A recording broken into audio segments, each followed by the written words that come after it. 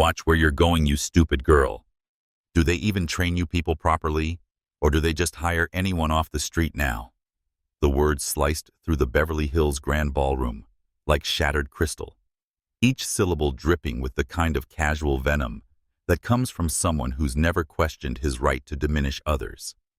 The Chateau Margot's aroma-earthy complex worth more per bottle than most monthly salaries, mixed with the sudden metallic taste of tension, as 200 of Silicon Valley's elite froze mid-conversation.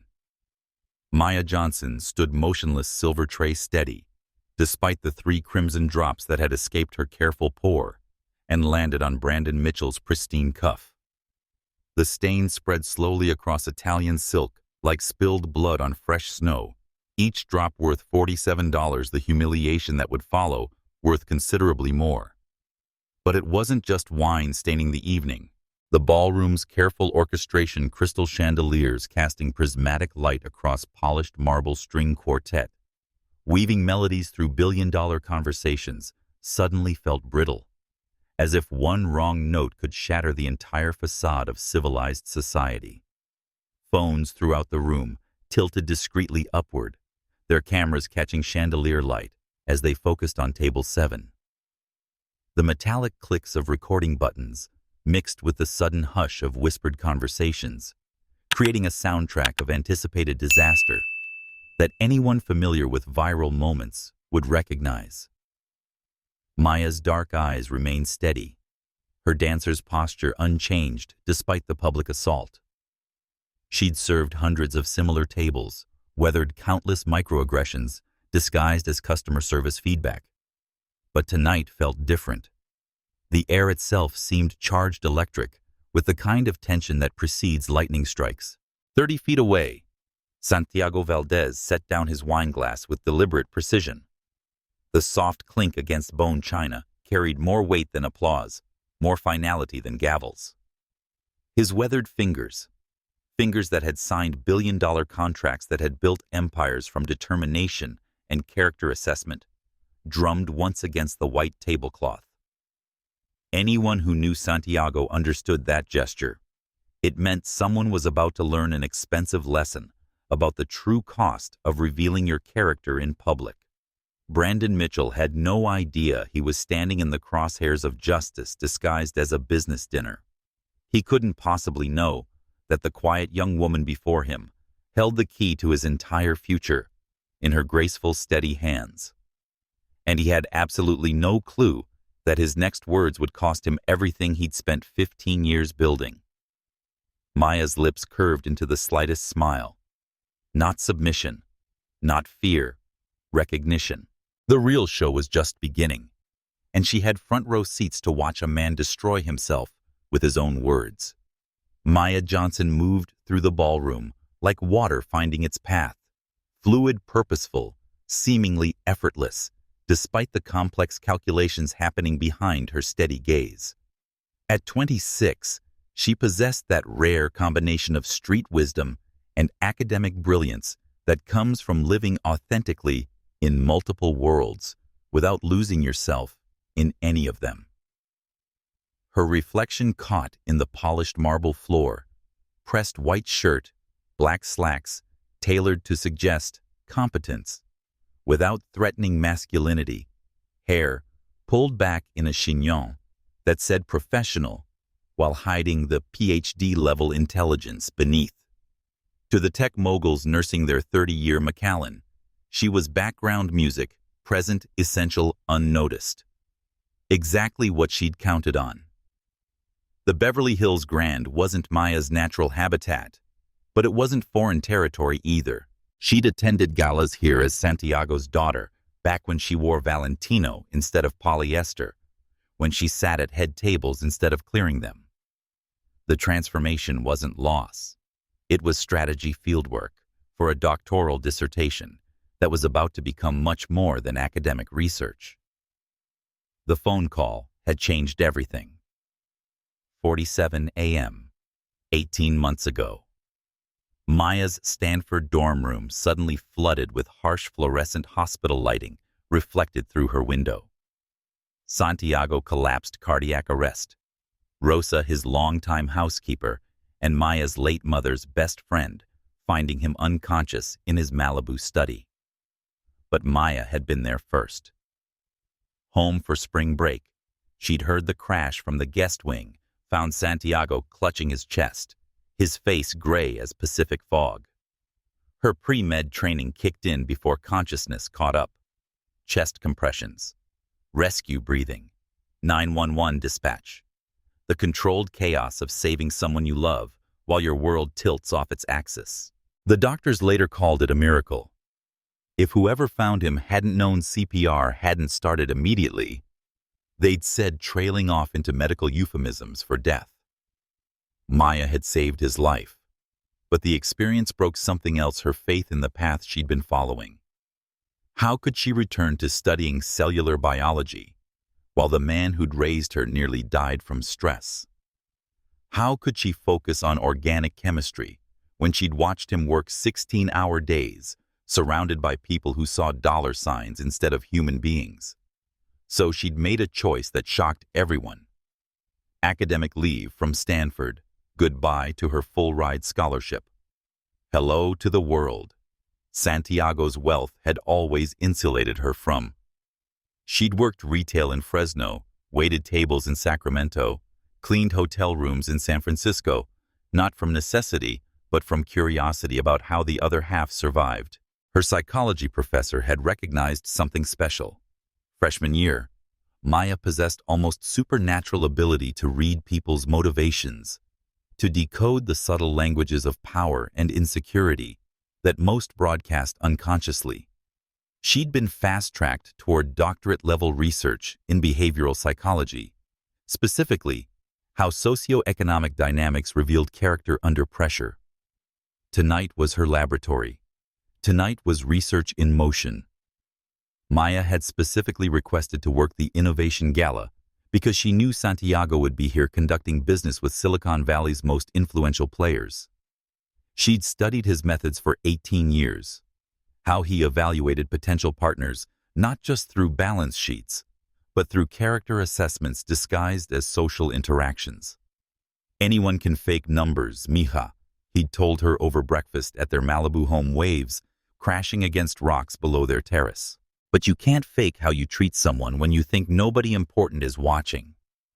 Tonight, everybody was watching. They just didn't know it yet. Her earpiece crackled softly. Elena Rodriguez's voice filtering through, barely audible above the ballroom's ambient noise. Table 7's getting aggressive. Mitchell sent back his appetizer twice. Complaining about temperature presentation. Seasoning classic power play behavior. I've got eyes on you. Elena had been Maya's anchor during her normal life experiment, a friendship forged in community college classrooms, back when Maya was learning how regular people survived without trust funds. Now, Elena worked the Grand's bar, and together they formed an intelligence network that would impress federal agents. Copy that, Maya whispered, adjusting the microphone hidden in her collar pin. Target acquired. She approached table 7, carrying the Chateau Margaux like a scientist transporting volatile compounds, which in a sense she was. The wine would be the catalyst. Brandon Mitchell's reaction would be the data. Maya had studied his profile obsessively. TechFlow Industries. Harvard dorm room startup, now worth $2.8 billion and growing. He'd revolutionized AI automation, eliminated thousands of jobs, while generating billions in shareholder value. Forbes called him the efficiency emperor. The Wall Street Journal dubbed him Silicon Valley's ruthless genius. But Maya saw different patterns. The way his eyes never quite made contact with service staff, as if acknowledgement might somehow diminish his status. The nervous habit of adjusting his Hermes cufflinks when he felt challenged. The slight tremor in his left hand. Too much stimulants, probably pharmaceutical grade. The kind high-performance executives used to maintain impossible schedules. Brandon Mitchell was performance art disguised as leadership, she realized. A man so insecure about his legitimacy that he needed to constantly assert dominance over anyone he perceived as lower status.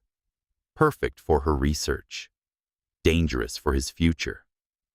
As she approached his table, wine bottle catching crystal chandelier light, Maya felt the familiar rush of scientific curiosity, mixed with something darker. Not revenge, she was too professional for that, but perhaps justice.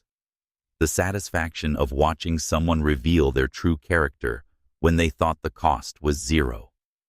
Maya had grown up hearing stories about Rosa Elena Valdez, her mother who'd cleaned houses and offices while earning an economics degree at night, who'd endured casual cruelty from wealthy clients who assumed poverty meant stupidity, who spoke about her in English, assuming she couldn't understand their disparaging comments.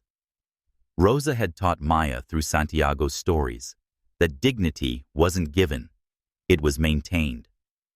That strength could be quiet, that sometimes the most powerful response to humiliation was simply remembering who you really were when the performance ended. Tonight, Maya would discover what Brandon Mitchell remembered about himself when he thought nobody important was watching. She had no idea she was about to conduct the most expensive psychological experiment in Silicon Valley history. Brandon Mitchell commanded his corner of the ballroom like Napoleon surveying Austerlitz, every gesture choreographed to project dominance, every word selected to assert superiority over anyone within hearing range. His fingers drummed against the white tablecloth, not nervously, but in the specific 4/4 rhythm his Harvard Business School professors would have recognized as someone processing multiple variables while maintaining conversational flow. At 38, he'd transformed TechFlow Industries from dormitory dreams into a $2.8 billion reality. But success hadn't mellowed his edges. It had honed them into psychological weapons that drew blood without leaving visible wounds. His positioning at Table 7 wasn't accidental. The location provided clear sight lines to every entrance and exit, allowed him to monitor approaching staff members, and positioned him where Santiago Valdez couldn't help but observe his interactions with lesser personnel.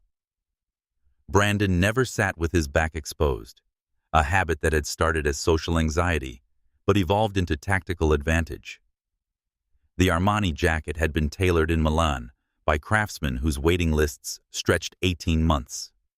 His Patek Philippe Nautilus visible just beyond monogrammed cuffs represented more money than most families earned in 2 years.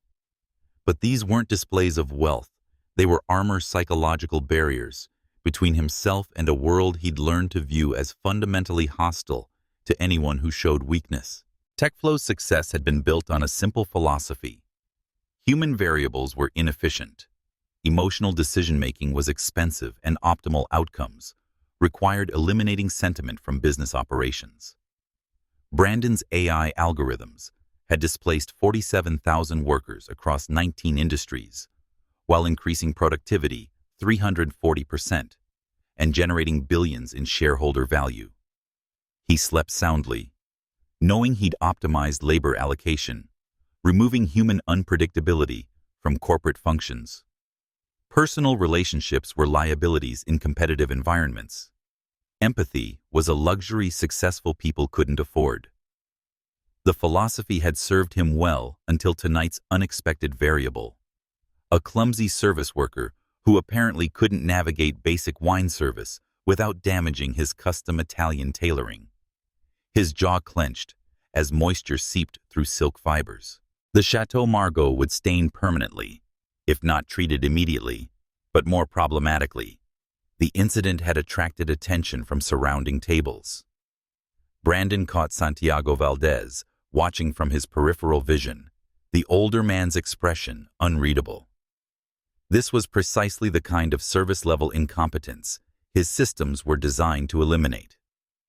Hotels that employed obviously undertrained staff deserved to lose market share to more efficient competitors. The girl he hadn't bothered learning her name represented everything wrong with human-dependent industries. She stood there with that practiced service smile, the kind minimum wage workers deployed to deflect justified criticism. Brandon recognized the expression from countless interactions with inefficient personnel who mistook courtesy for competence. He'd built his fortune by refusing to accept mediocrity, by maintaining standards that separated excellence from adequacy.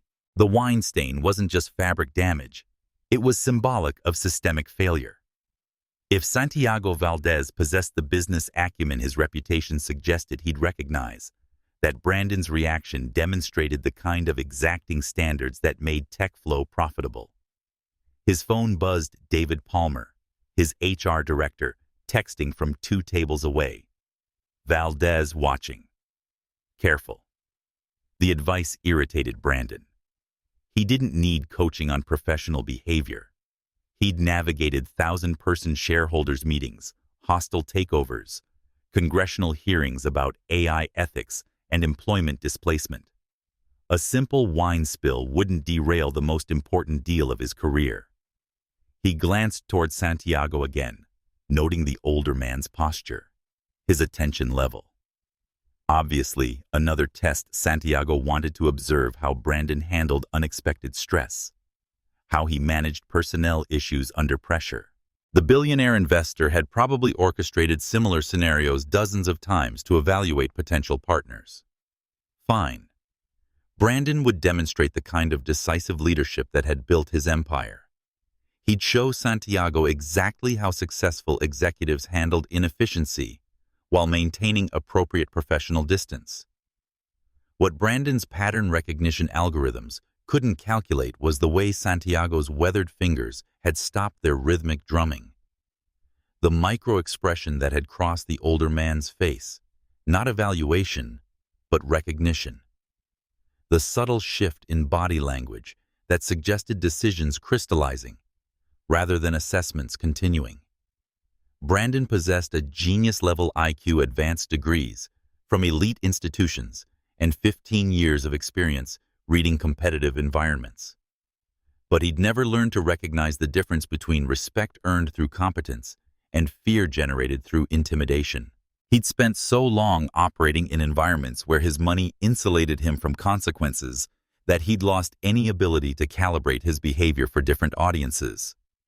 In TechFlow's offices, employees absorbed his contempt because mortgage payments depended on their silence. At industry conferences, competitors tolerated his arrogance because they needed his business partnerships.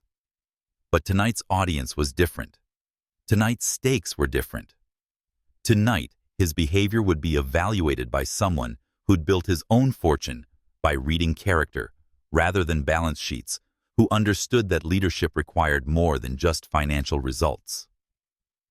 Santiago Valdez had immigrated to America with nothing but determination, built his empire by recognizing that sustainable business relationships required mutual respect rather than hierarchical dominance. He'd learned that truly powerful people didn't need to announce their status. Their character spoke for itself. Brandon Mitchell was about to discover that some audiences couldn't be intimidated, some tests weren't designed to be passed, and some moments revealed character rather than rewarded competence. He adjusted his stained cuff and prepared to deliver a lesson in professional standards, completely unaware that he was about to receive one instead.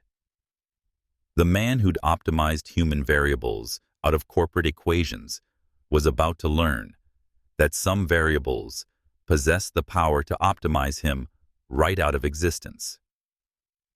The Beverly Hills Grand ballroom hummed with the understated intensity of 200 people who collectively controlled more wealth than most nations' GDP. Not the flashy new money of cryptocurrency millionaires, but the deeper power of generational fortunes, established institutions and decision-makers whose signatures could reshape entire industries before dawn.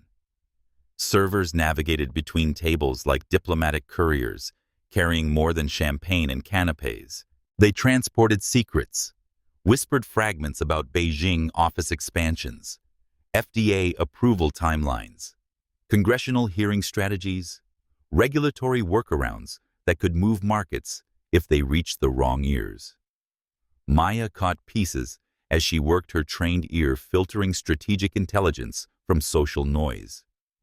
But all the ambient deal-making paled beside the gravitational pull of Table 1, where Santiago Valdez held court with the quiet authority of someone who'd learned that true power whispers rather than shouts. The man who'd transformed a single furniture store in East Los Angeles into a $47 billion global investment empire commanded attention through presence rather than performance. Tonight, Santiago wasn't just attending another industry gathering. He was conducting what insiders called a character audition, an elaborate psychological assessment disguised as social interaction. His investment philosophy had become Silicon Valley legend: due diligence that evaluated souls alongside spreadsheets, partnerships built on principles rather than just profit margins. The whispered stories were notorious. Santiago supposedly killed a $900 million biotech deal because the CEO was dismissive to a parking attendant. He'd invested $2.3 billion in a renewable energy startup after watching the founder help an elderly janitor replace burned-out fluorescents. These tales had evolved into valley folklore. Some dismissed them as eccentric theater, but anyone who'd actually negotiated with Valdez Holdings understood their accuracy. Brandon Mitchell represented tonight's main event, the culmination of 6 months' careful orchestration. TechFlow Industries had approached Santiago with a proposal that made financial sense at every level. AI automation platforms that could integrate seamlessly with Valdez Holdings' existing portfolio, creating synergistic value streams worth potentially $15 billion over 5 years. But Santiago wasn't evaluating TechFlow's algorithms. He was evaluating Brandon's humanity. The old man had specifically requested tonight's dinner occur in the main ballroom rather than a private suite, claiming he preferred to observe the natural atmosphere. Industry veterans understood the translation. Santiago wanted to watch how Brandon treated people who couldn't advance his career.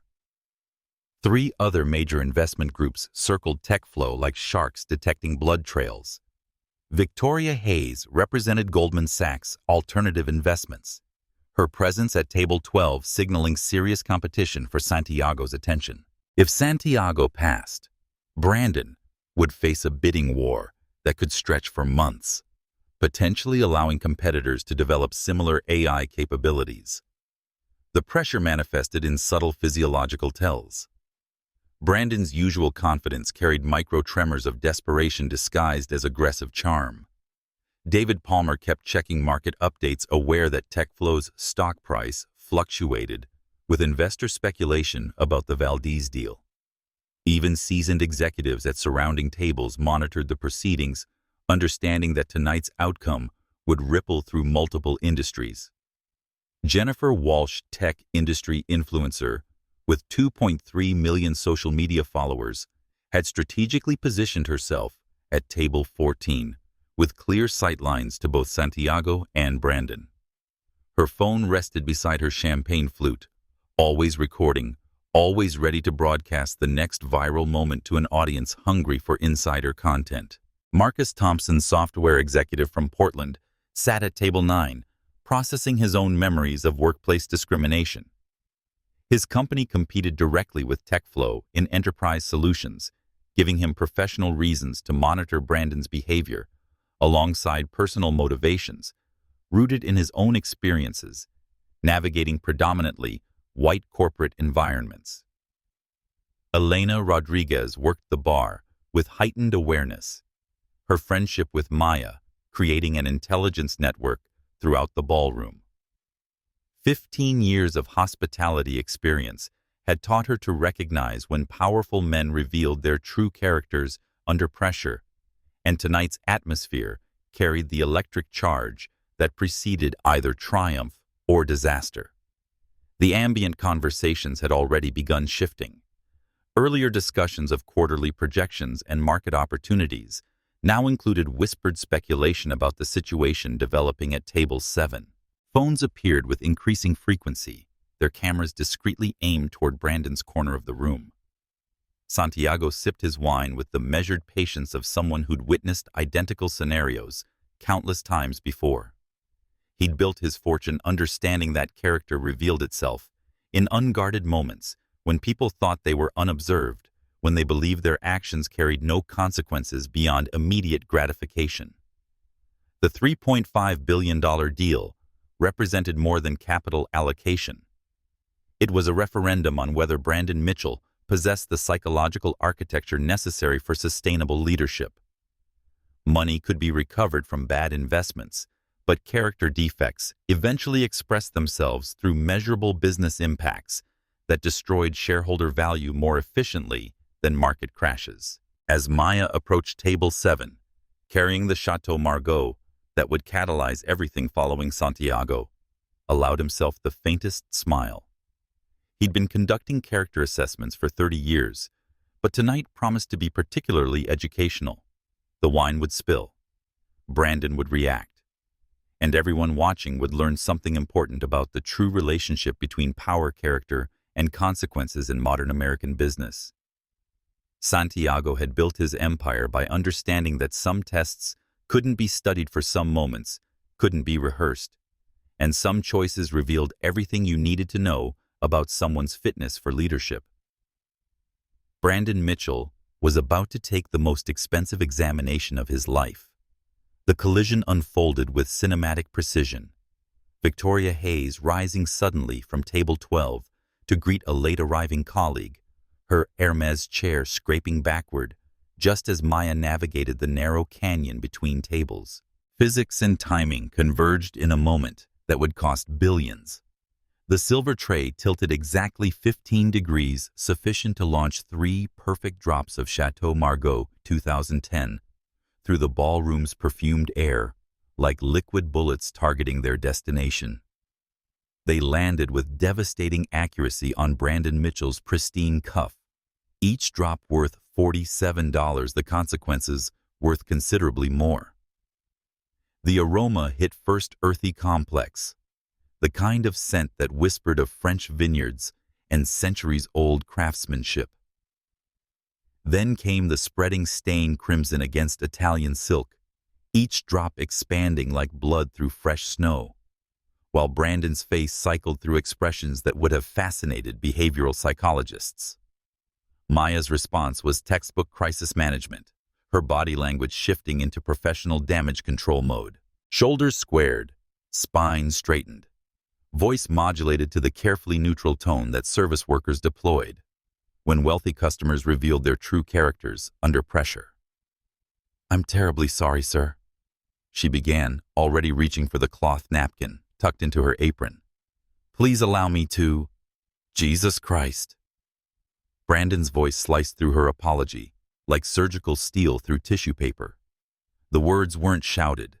They were delivered with glacial precision, controlled fury that was infinitely more dangerous than hot rage.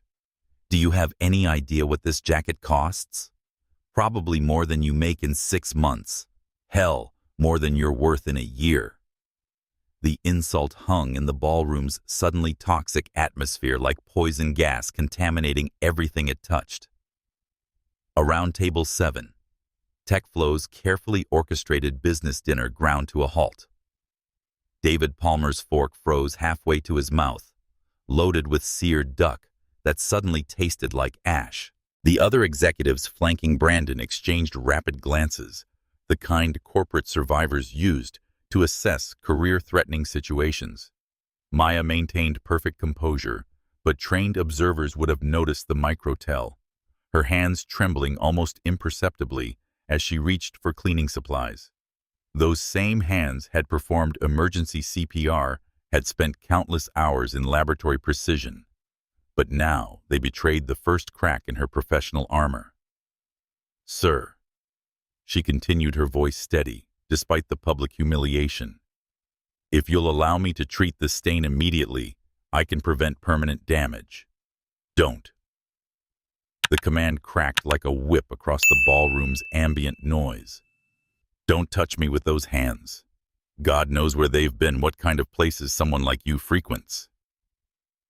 His gray eyes swept her from head to toe, cataloging and dismissing her with surgical precision. "Get someone competent. Someone who understands that when you're serving people who actually matter, accidents aren't just unfortunate, they're unacceptable. The ripple effect, spread through surrounding tables like stones, dropped in still water.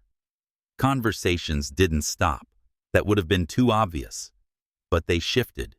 Muted became background music, for the real drama playing out under crystal chandeliers. Jennifer Walsh felt journalistic instincts surge like adrenaline through her bloodstream.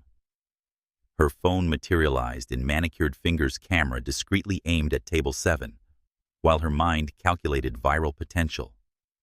Her 2.3 million followers had learned to expect real-time content from industry events, but tonight promised something extraordinary. Something that would break social media algorithms designed for engagement optimization. Marcus Thompson leaned forward, his own device emerging from an Armani jacket pocket.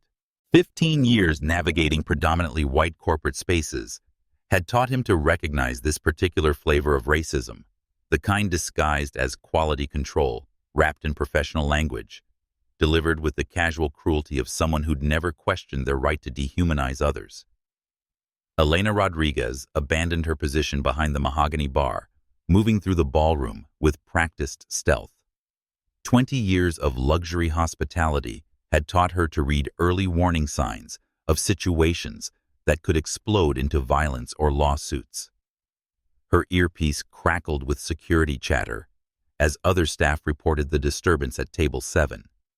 But the most crucial observer remained Santiago Valdez, who sat 30 feet away processing Brandon's behavior with the focused attention he usually reserved for analyzing financial statements.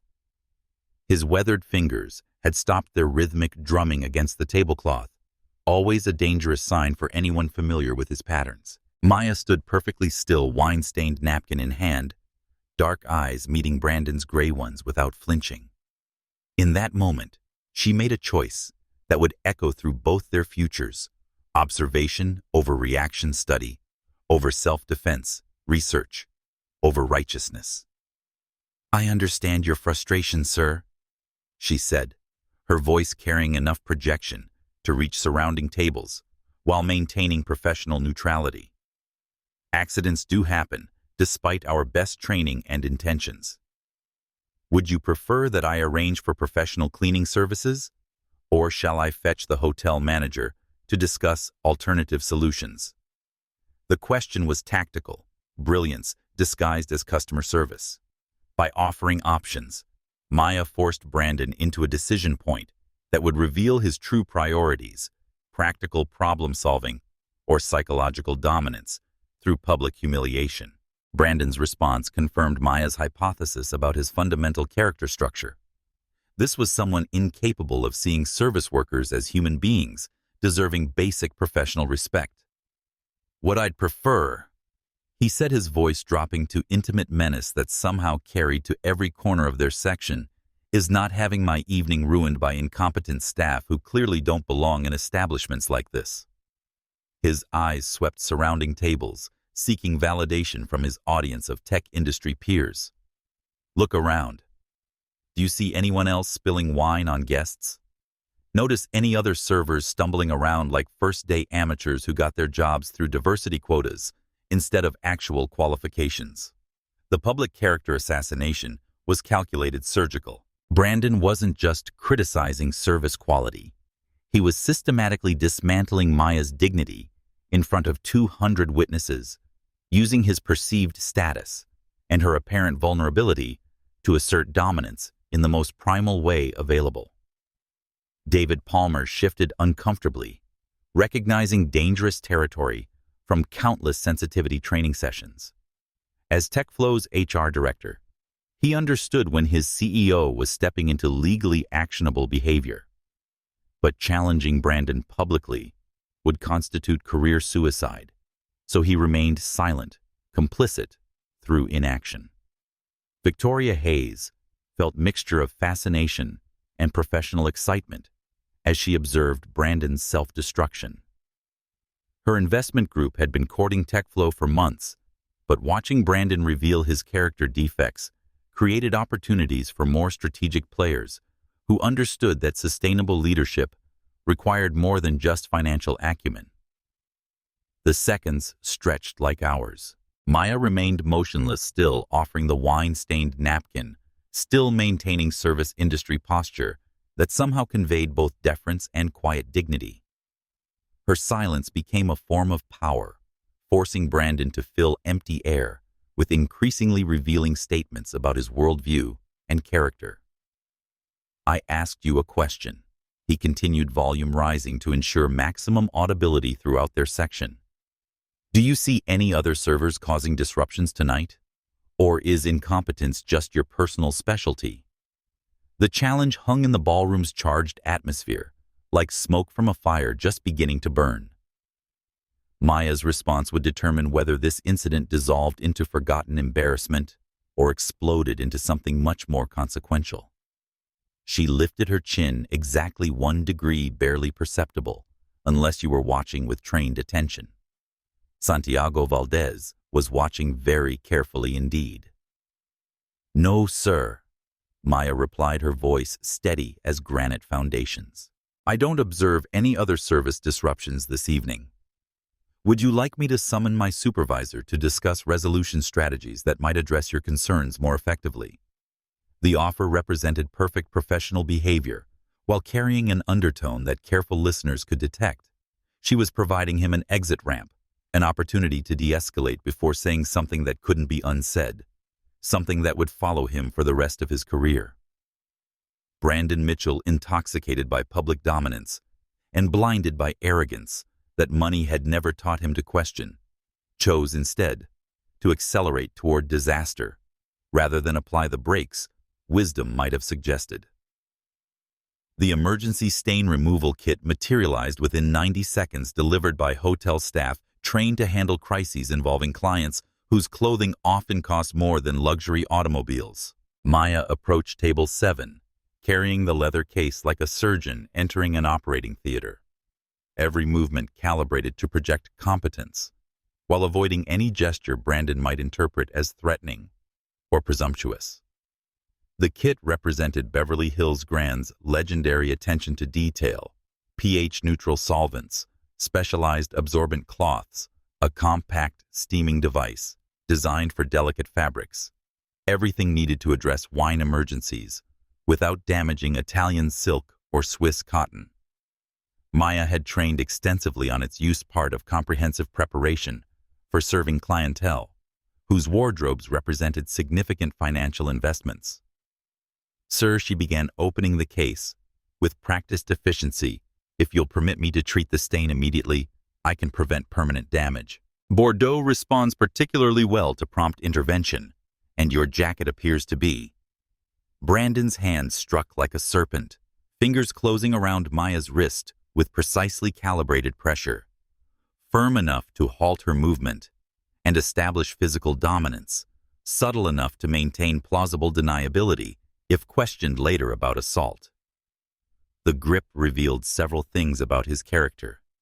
Hands soft from executive comfort, pulse elevated from adrenaline rather than exertion, positioning that suggested someone performing dominance rather than expressing genuine physical threat.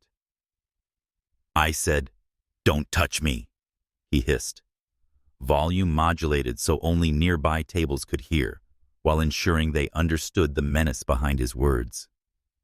"Are you deaf in addition to being incompetent? Or do people like you just have trouble following simple instructions from your betters?" Maya's body went perfectly still, but her mind accelerated into clinical observation mode. Brandon's grip revealed psychological patterns she'd studied extensively. The need to exert physical control when verbal dominance felt insufficient. The escalation from professional criticism to personal attack. The casual deployment of racist terminology disguised as quality assessment. The physical contact crossed lines that even the ballroom's most cynical observers recognized as unacceptable. Marcus Thompson rose halfway from his seat, protective instincts warring with social calculus about intervening between strangers. Elena Rodriguez began moving through the crowd, hand reaching for the security radio clipped to her belt. But Maya made no attempt to escape Brandon's grip. Instead, she met his eyes with the kind of steady gaze that comes from someone who'd survived worse situations and emerged stronger. Her voice, when she spoke, carried no trace of fear or submission, only the controlled professionalism of someone trained in de-escalation techniques. "I understand, sir. Would you prefer that I step back while you consider how you'd like the stain addressed?" The question was professionally perfect and psychologically devastating. By maintaining absolute calm while he held her wrist, Maya transformed Brandon from justified customer into obvious aggressor. Every witness could see exactly who was maintaining control, and it wasn't the man with the physical grip. Brandon realized he'd been outmaneuvered, but pride prevented immediate retreat. Instead, he tightened his hold slightly, thumb pressing against the pulse point, where Maya's elevated heartbeat betrayed her first sign of physiological stress. "Let me paint a picture," he said, voice taking on the cruel intimacy of someone who enjoyed inflicting psychological damage for sport. "Single mother, am I right? Working multiple jobs, living paycheck to paycheck, depending on tips from successful people to make rent each month." His eyes cataloged her uniform, her posture, the careful professionalism that he interpreted as desperation rather than competence. "That's the business model, isn't it? Smile pretty for the real people. Hope they throw enough scraps your way to keep you afloat." The personal attack cut deeper than professional criticism because it revealed Brandon's fundamental worldview, economic status, determined human worth. Service workers existed for his convenience. Poverty was moral failing rather than systemic challenge. He was projecting his own insecurities onto Maya, using assumed vulnerability to feed his need for superiority. Maya felt memories surface not of her current situation, but of childhood before Santiago's adoption.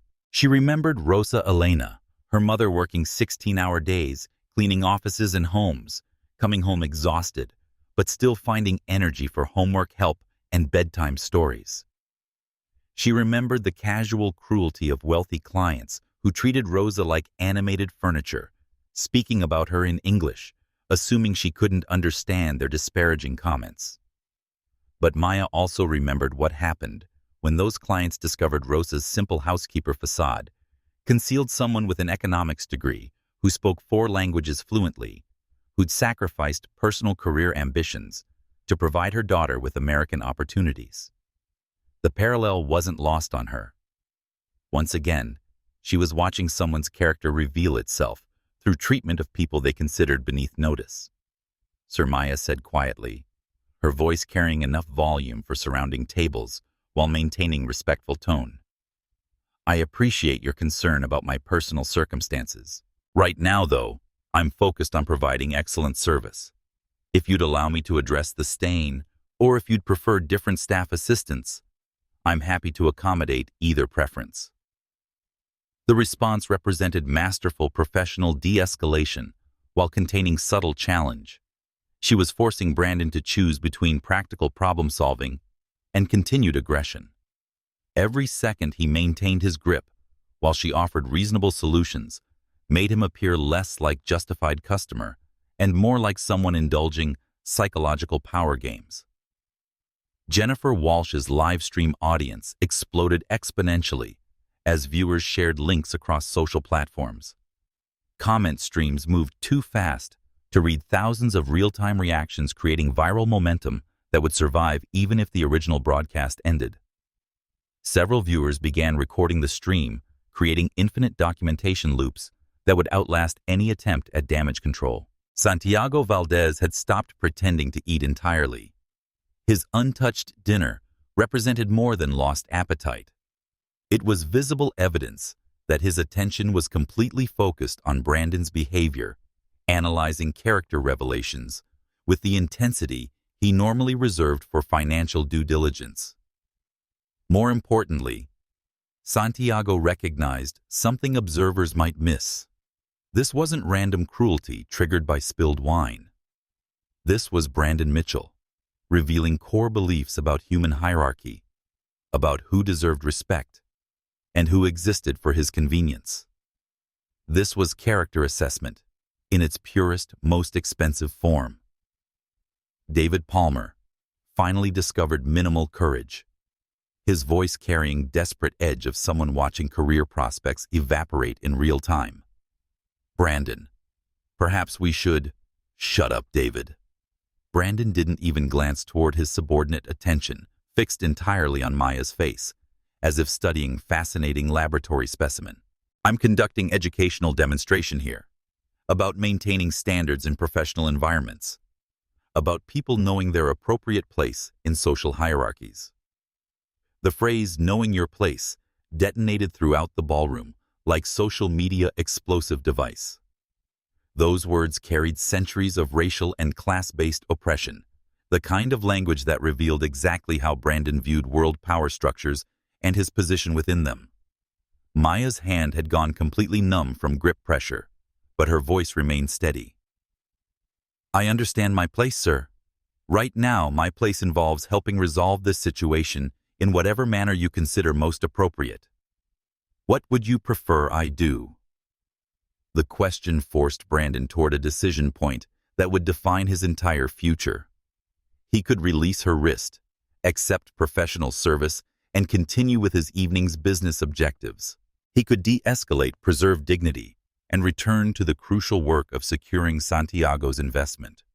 Instead, he chose to reveal exactly who he was when he thought nobody important was watching, someone whose cruelty had no practical limits, whose need for dominance exceeded basic human decency, whose character was fundamentally unsuited for leadership, requiring moral judgment.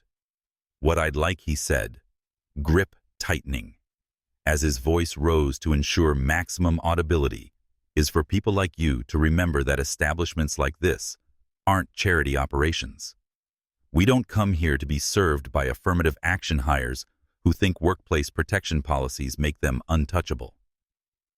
The words hung in the ballroom's toxic atmosphere like poison clouds, contaminating everything they touched. Brandon Mitchell had just publicly declared his belief that Maya's employment was the result of lowered standards, rather than earned competence, that her presence diminished the establishment's quality, that people like her didn't belong in spaces reserved for people like him. 30 feet away, Santiago Valdez reached his final conclusion about Brandon Mitchell's character. The $3.5 billion deal had just died, though it would take 23 more minutes for Brandon to understand what his cruelty had cost him. The ballroom's ambient noise had dropped to library volume 200 of Silicon Valley's elite, suddenly finding their billion-dollar conversations less compelling than the psychological train wreck unfolding at table 7. Crystal stemware froze mid-sip, silver cutlery paused against bone china. Even the string quartet's bow movements became mechanical as musicians strained to observe the drama playing out beneath glittering chandeliers. Maya stood with Brandon's fingers still wrapped around her wrist like a human shackle, her professional composure intact despite systematic public humiliation that would have broken most people's psychological defenses. But those trained in behavioral observation would have noticed subtle stress indicators, the slight elevation in her breathing, the micro-tension around her eyes, the way her free hand trembled almost imperceptibly before steadying itself through conscious control. Robert Kim materialized at the scene's periphery with diplomatic timing, his approach calculated to provide Brandon maximum opportunity for de-escalation before hotel management was forced to intervene directly. As the Beverly Hills Grand's senior manager, Kim had navigated countless delicate situations involving high-profile guests whose behavior threatened both institutional reputation and other patrons' comfort. "Excuse me, sir," Kim said in carefully modulated tones designed to manage crisis without triggering additional offense. "I understand there may be some concerns about our service this evening. How might I assist in resolving the situation to everyone's satisfaction?" Brandon finally released Maya's wrist, but his attention locked onto Kim with predatory intensity of someone who'd identified fresh prey. The hotel manager's intervention represented escalation that Brandon interpreted as validation of his complaints, rather than concern about his behavior patterns. Finally, Brandon said, his voice carrying satisfied edge of someone whose authority had been properly acknowledged. Someone with actual management responsibility shows up. He gestured dismissively toward Maya, without making eye contact, treating her like malfunctioning equipment rather than human being. This person has demonstrated complete incompetence tonight. Wine spillage, inadequate training, unprofessional responses to legitimate customer feedback about service quality. Kim's expression remained diplomatically neutral, but 25 years managing luxury hospitality had taught him to decode complaint subtext. The language Brandon employed this person, rather than addressing Maya directly, inadequate training, instead of acknowledging accidents, revealed someone who viewed service workers as interchangeable machinery rather than individual human beings. I see, Kim replied carefully. And how would you prefer we address your concerns, Mr. Mitchell? The use of Brandon's name was tactical, gentle reminder that the hotel knew exactly who he was, that his behavior would be remembered and documented accordingly. But Brandon interpreted recognition as status confirmation, rather than subtle warning about potential consequences. I want her fired. Brandon declared, volume rising to ensure maximum audibility throughout surrounding tables. Tonight, immediately, before she can cause additional disruptions. His eyes swept the ballroom audience, seeking validation for his demands. Establishments like this maintain their reputations by employing people who understand that excellence isn't optional when serving clientele who matter, who contribute to society, who've earned the right to expect competent service. The termination demand crossed the final boundary between customer complaint and public character assassination. Brandon wasn't just criticizing service delivery. He was demanding that a human being lose her livelihood to satisfy wounded ego and assert dominance over someone he considered fundamentally disposable. Maya remained motionless beside the table, dark eyes fixed on Brandon's face with focused attention that comes from someone conducting real-time psychological research. Every word he spoke provided additional data about his core belief systems, his treatment of perceived inferiors, his fundamental understanding of human worth and dignity.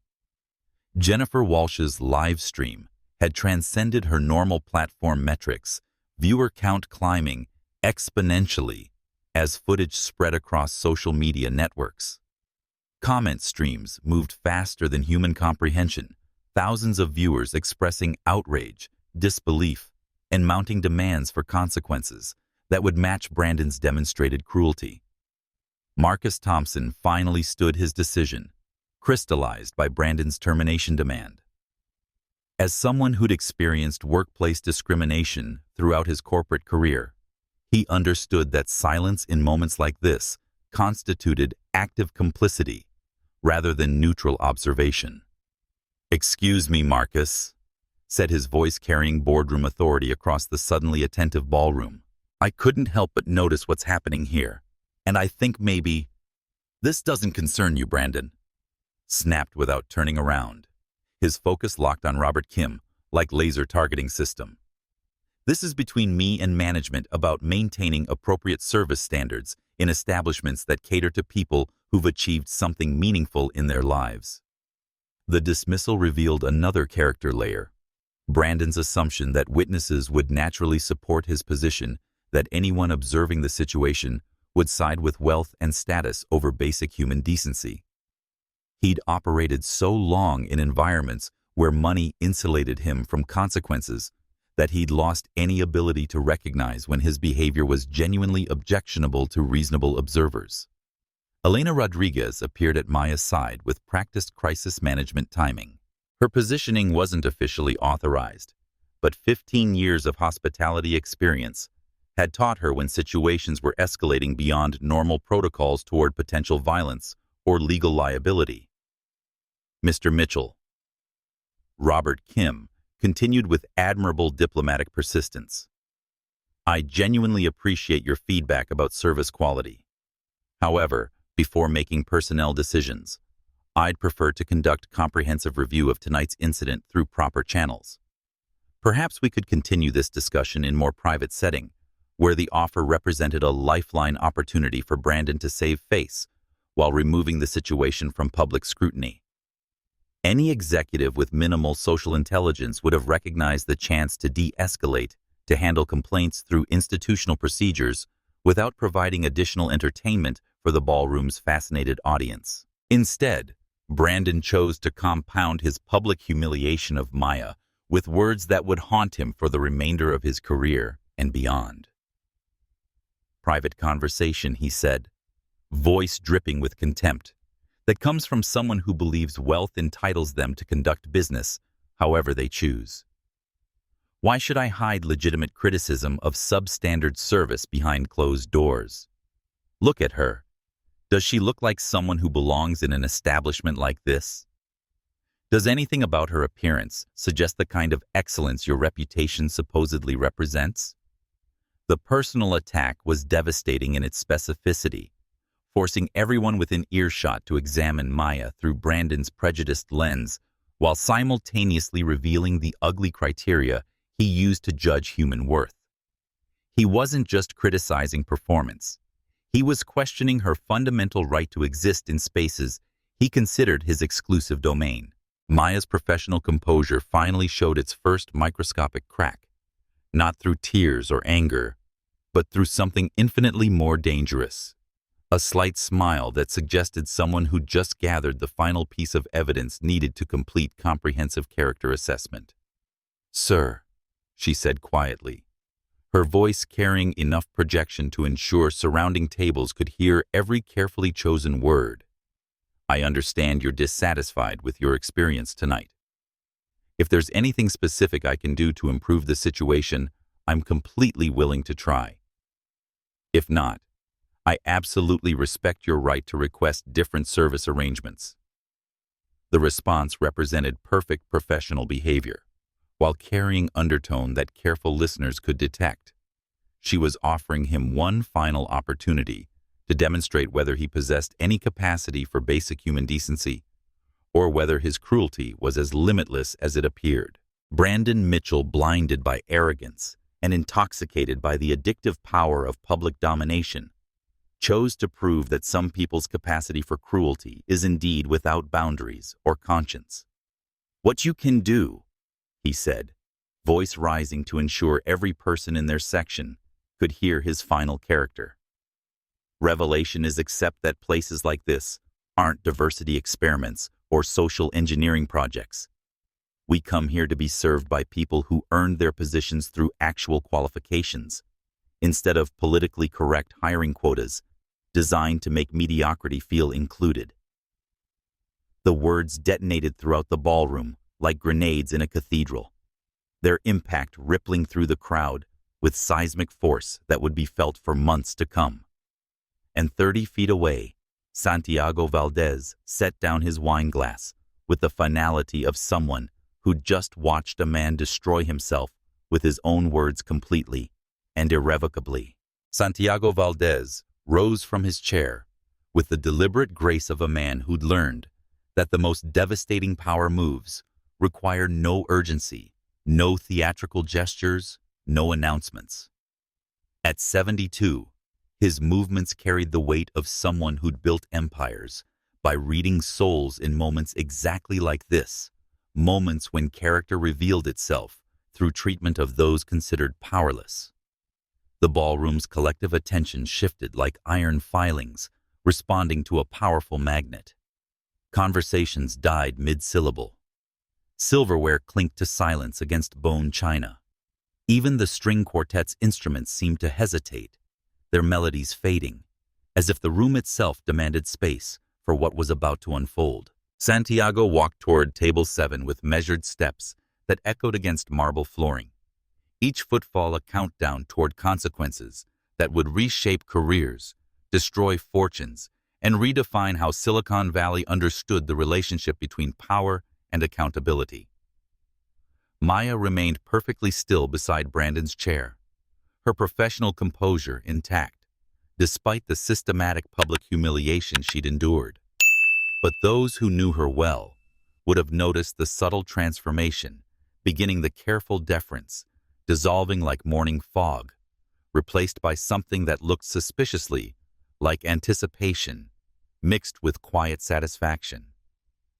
Brandon, sensing the atmospheric shift without understanding its source, turned to identify the approaching figure.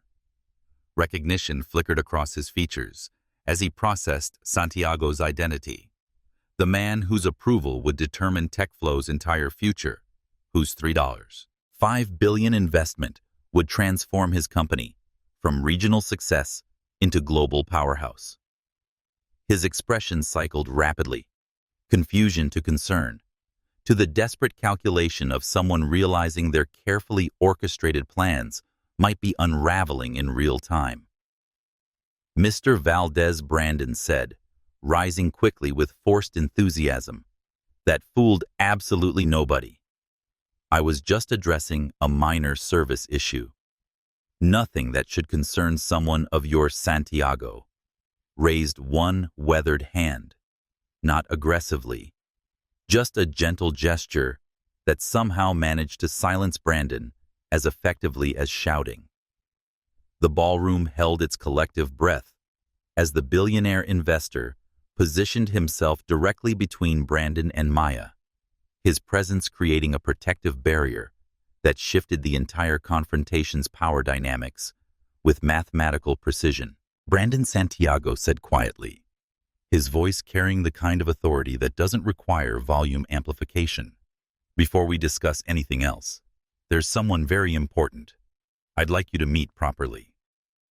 The words seemed innocent enough to casual observers, but those familiar with Santiago's communication patterns recognized the undertone. When Santiago Valdez said someone was very important, he meant it with literal precision. When he suggested you needed to meet someone properly, he was indicating that your previous interaction had been inadequate in ways that were about to become expensive. Brandon's forehead creased with confusion. "Of course, sir." Though I'm not entirely sure what Santiago turned, slightly extending his hand toward Maya, with ceremonial grace that belonged at state dinners, rather than customer service complaints. Maya stepped forward, not the deferential movement of a service worker approaching management, but the confident stride of someone claiming their rightful position in the conversation. "Brandon Mitchell."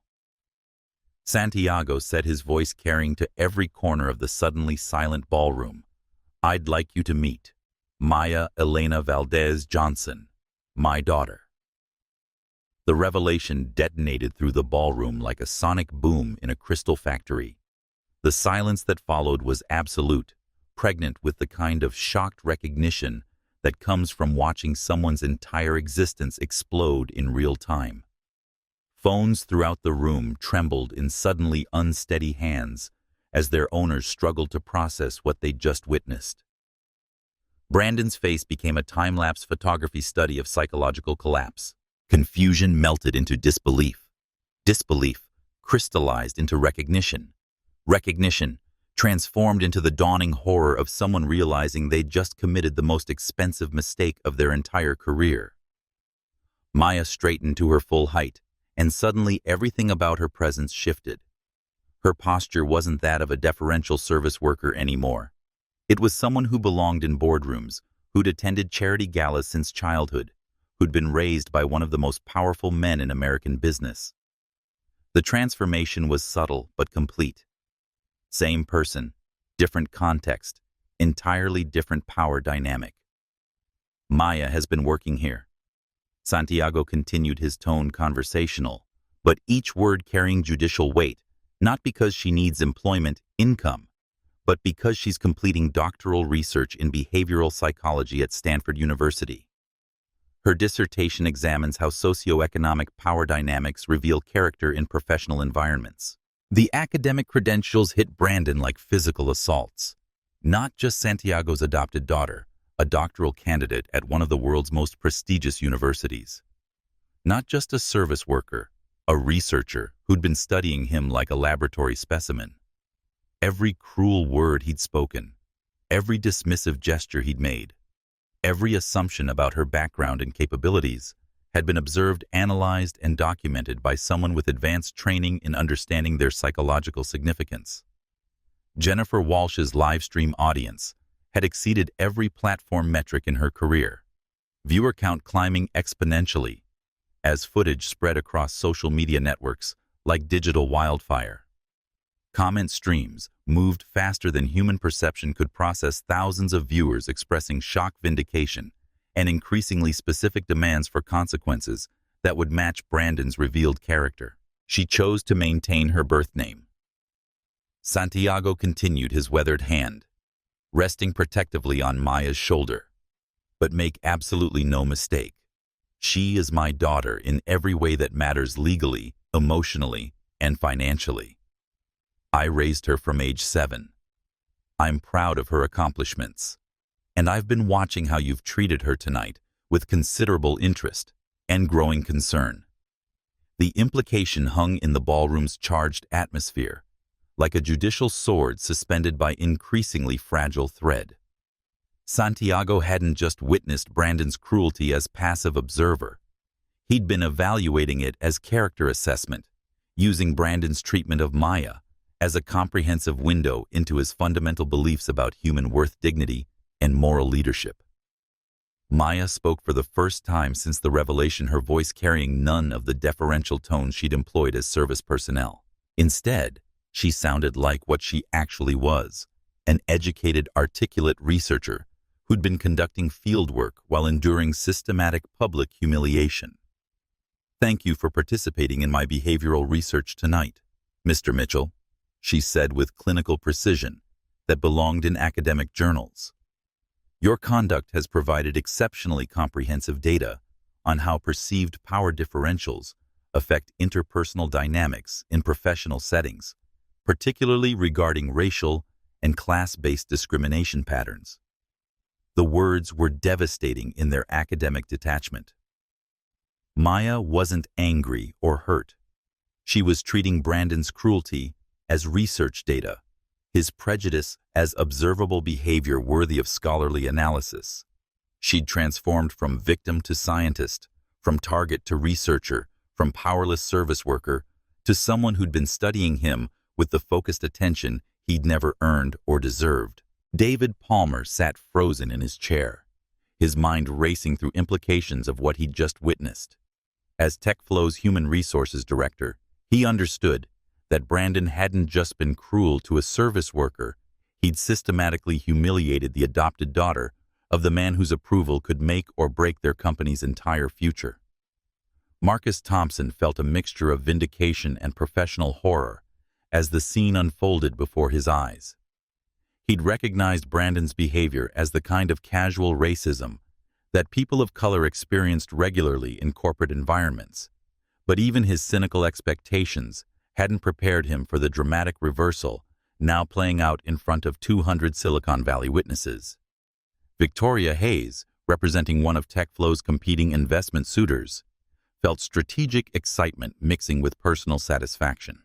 Brandon Mitchell's character assassination of Maya had just eliminated TechFlow as viable acquisition target, clearing the field for more emotionally intelligent players who understood that sustainable business success required more than just technical competence and financial metrics. Robert Kim observed the proceedings with professional satisfaction that comes from watching justice served in real time. He'd recognized Maya's exceptional quality from her job application, had suspected there was more to her background than her resume revealed. Now he understood why she'd specifically requested to work tonight's event, rather than accepting easier assignments. Elena Rodriguez stood beside the bar, with tears threatening her professional composure, finally understanding why her friend had remained so calm under pressure, why she'd endured Brandon's systematic abuse without breaking, why she'd seemed to be studying him rather than simply serving him. Maya hadn't just been working, she'd been conducting one of the most expensive psychological experiments in Silicon Valley's entire history. Brandon opened his mouth closed. It opened it again like a fish, suffocating in an environment that could no longer sustain his existence. His carefully constructed evening, the strategic networking, the positioned conversations, the orchestrated charm offensive designed to secure Santiago's investment, lay in ruins around him, like aftermath of a financial earthquake. Santiago's expression remained diplomatically neutral, but those who knew him well could read the subtle indicators of judgment being rendered in real time. The slight tightening around his eyes that suggested disappointment, the way his fingers had stilled against his wine glass, always a dangerous sign. The barely perceptible shift in posture that indicated decisions crystallizing consequences, taking shape, futures being rewritten.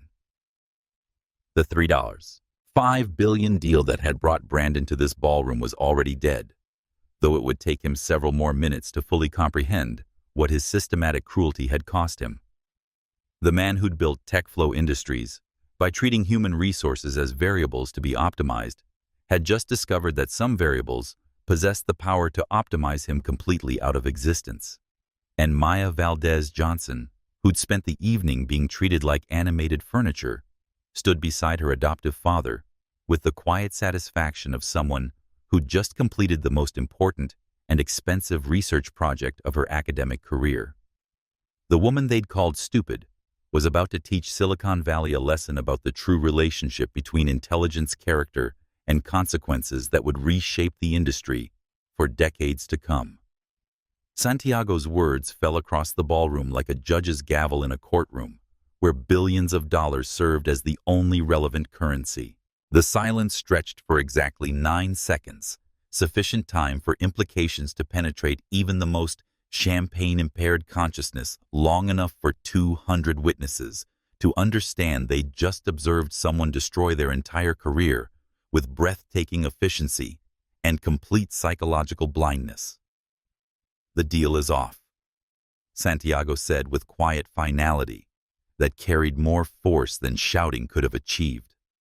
Permanently and irrevocably. Brandon's neural pathways fired in desperate patterns as he struggled to process words that represented the death of everything he'd spent 6 months orchestrating.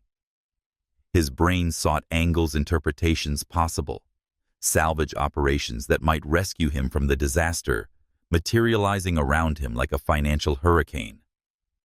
"Mr. Valdez, please, this is clearly a misunderstanding," he stammered, his voice carrying the hollow desperation of someone watching their empire crumble in real time.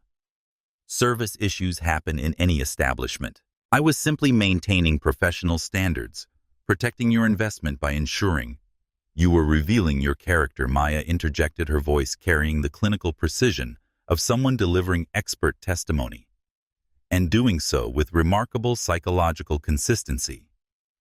"In behavioral research terms, you demonstrated what we classify as stable antisocial trait expression under stress, meaning this wasn't aberrant conduct triggered by unusual circumstances. This is your authentic personality when you believe your actions carry no consequences." The academic analysis cut deeper than any emotional condemnation could have achieved. Maya wasn't attacking Brandon personally. She was categorizing his behavior with the detached professionalism of a researcher filing specimens for future study.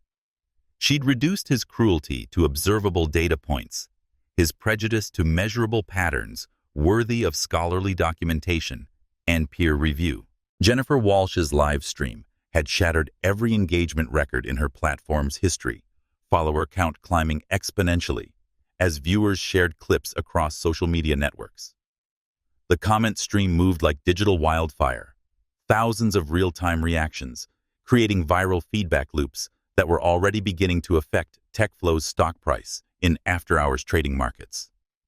"This is insane," Brandon said, his voice rising with the desperation of someone watching their life's work evaporate before their eyes. "You're going to destroy a $3.5 billion deal because of some politically correct theater. Because I maintained appropriate standards with service personnel who clearly lack basic competence."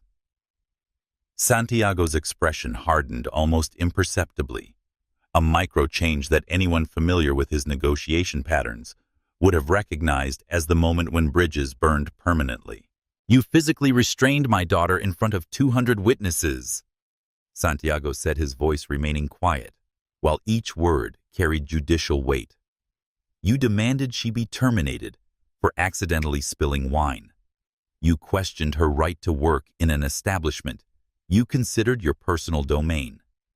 His weathered eyes never left Brandon's face. "That's not maintaining professional standards.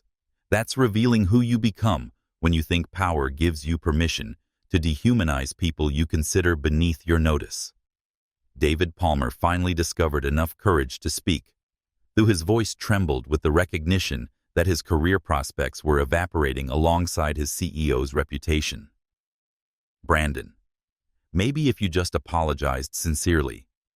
Apologized for what? Brandon snapped, his desperation morphing into defensive rage that made everything worse. "For having standards. For expecting competence. For refusing to pretend that diversity hiring quotas." "Stop." The command came from Maya, delivered with such quiet authority that Brandon actually fell silent.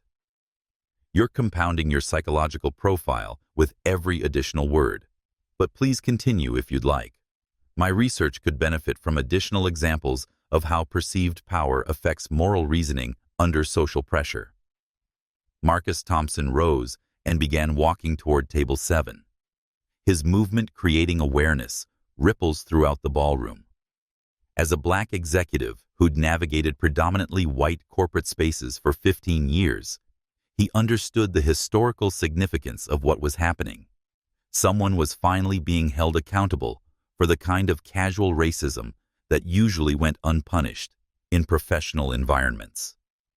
"Mr. Mitchell," Marcus said, as he approached his voice carrying boardroom authority, "I strongly suggest you stop talking immediately.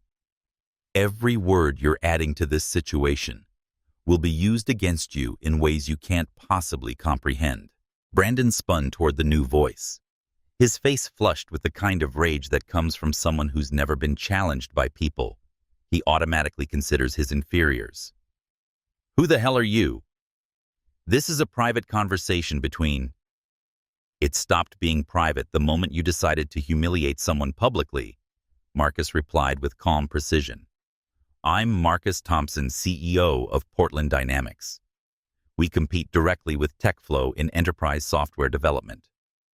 He paused strategically. "Though I suspect that competition won't be relevant much longer." The revelation that a competitor's CEO had witnessed Brandon's complete psychological meltdown added another devastating layer to the professional catastrophe already unfolding. Whatever happened tonight wouldn't remain confined to Santiago's investment decision. It would spread through the industry's professional networks, like contamination through a water supply. Victoria Hayes rose from table 12, her movement calculated to draw attention, as she approached the scene with predatory grace that belonged in nature, documentaries about apex predators sensing wounded prey. As one of Silicon Valley's most influential investment strategists, her presence at the center of Brandon's public destruction would ensure that every major player in the tech industry received detailed accounts of his behavior within hours. "Santiago," she said, her voice carrying across the suddenly attentive ballroom, "if TechFlow is no longer under consideration for partnership, perhaps we could schedule discussions about alternative investment opportunities. I represent several companies that might better align with Valdez Holdings' ethical standards and character requirements." The vultures were already circling with professional efficiency that would have impressed wildlife photographers. Brandon's public humiliation of Maya hadn't just cost him Santiago's deal. It had advertised his character defects to every major investor and competitor in attendance, making TechFlow radioactive by association with his demonstrated behavior patterns. Elena Rodriguez appeared at Maya's side, her presence shifting from supportive friend to protective ally with the kind of loyalty that transcends professional obligations. "Mija," she said quietly. "Hotel security's standing by if you need them." Roberts already contacted the Beverly Hills police liaison about documenting everything that happened here tonight. The mention of police involvement sent visible shockwaves through Brandon's remaining executive team. David Palmer pulled out his phone, presumably to contact TechFlow's legal department about crisis management strategies. The other junior executives began edging away from Table 7, their survival instincts overriding any residual loyalty to their CEO. Robert Kim stepped forward with the ceremonial authority of someone representing the Beverly Hills Grand's management and reputation. "Mr. Mitchell, I'm afraid I must ask you to leave the premises immediately.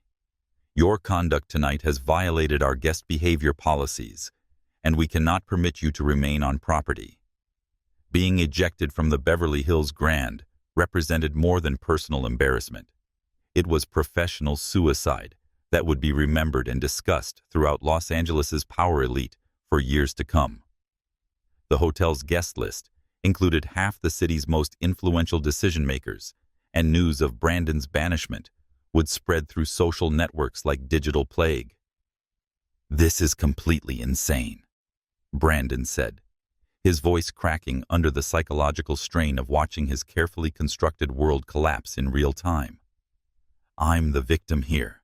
She spilled wine on an $8,000 jacket, and now you're all acting like I committed war crimes, instead of having legitimate service complaints." Maya tilted her head slightly, studying Brandon with the focused attention she might give to a particularly fascinating case study in abnormal psychology textbooks. "Actually, Mr. Mitchell, you did commit several actionable offenses tonight. Physical assault when you restrained my wrist without consent. Intentional infliction of emotional distress through sustained verbal abuse. Creating a hostile work environment through discriminatory language and behavior."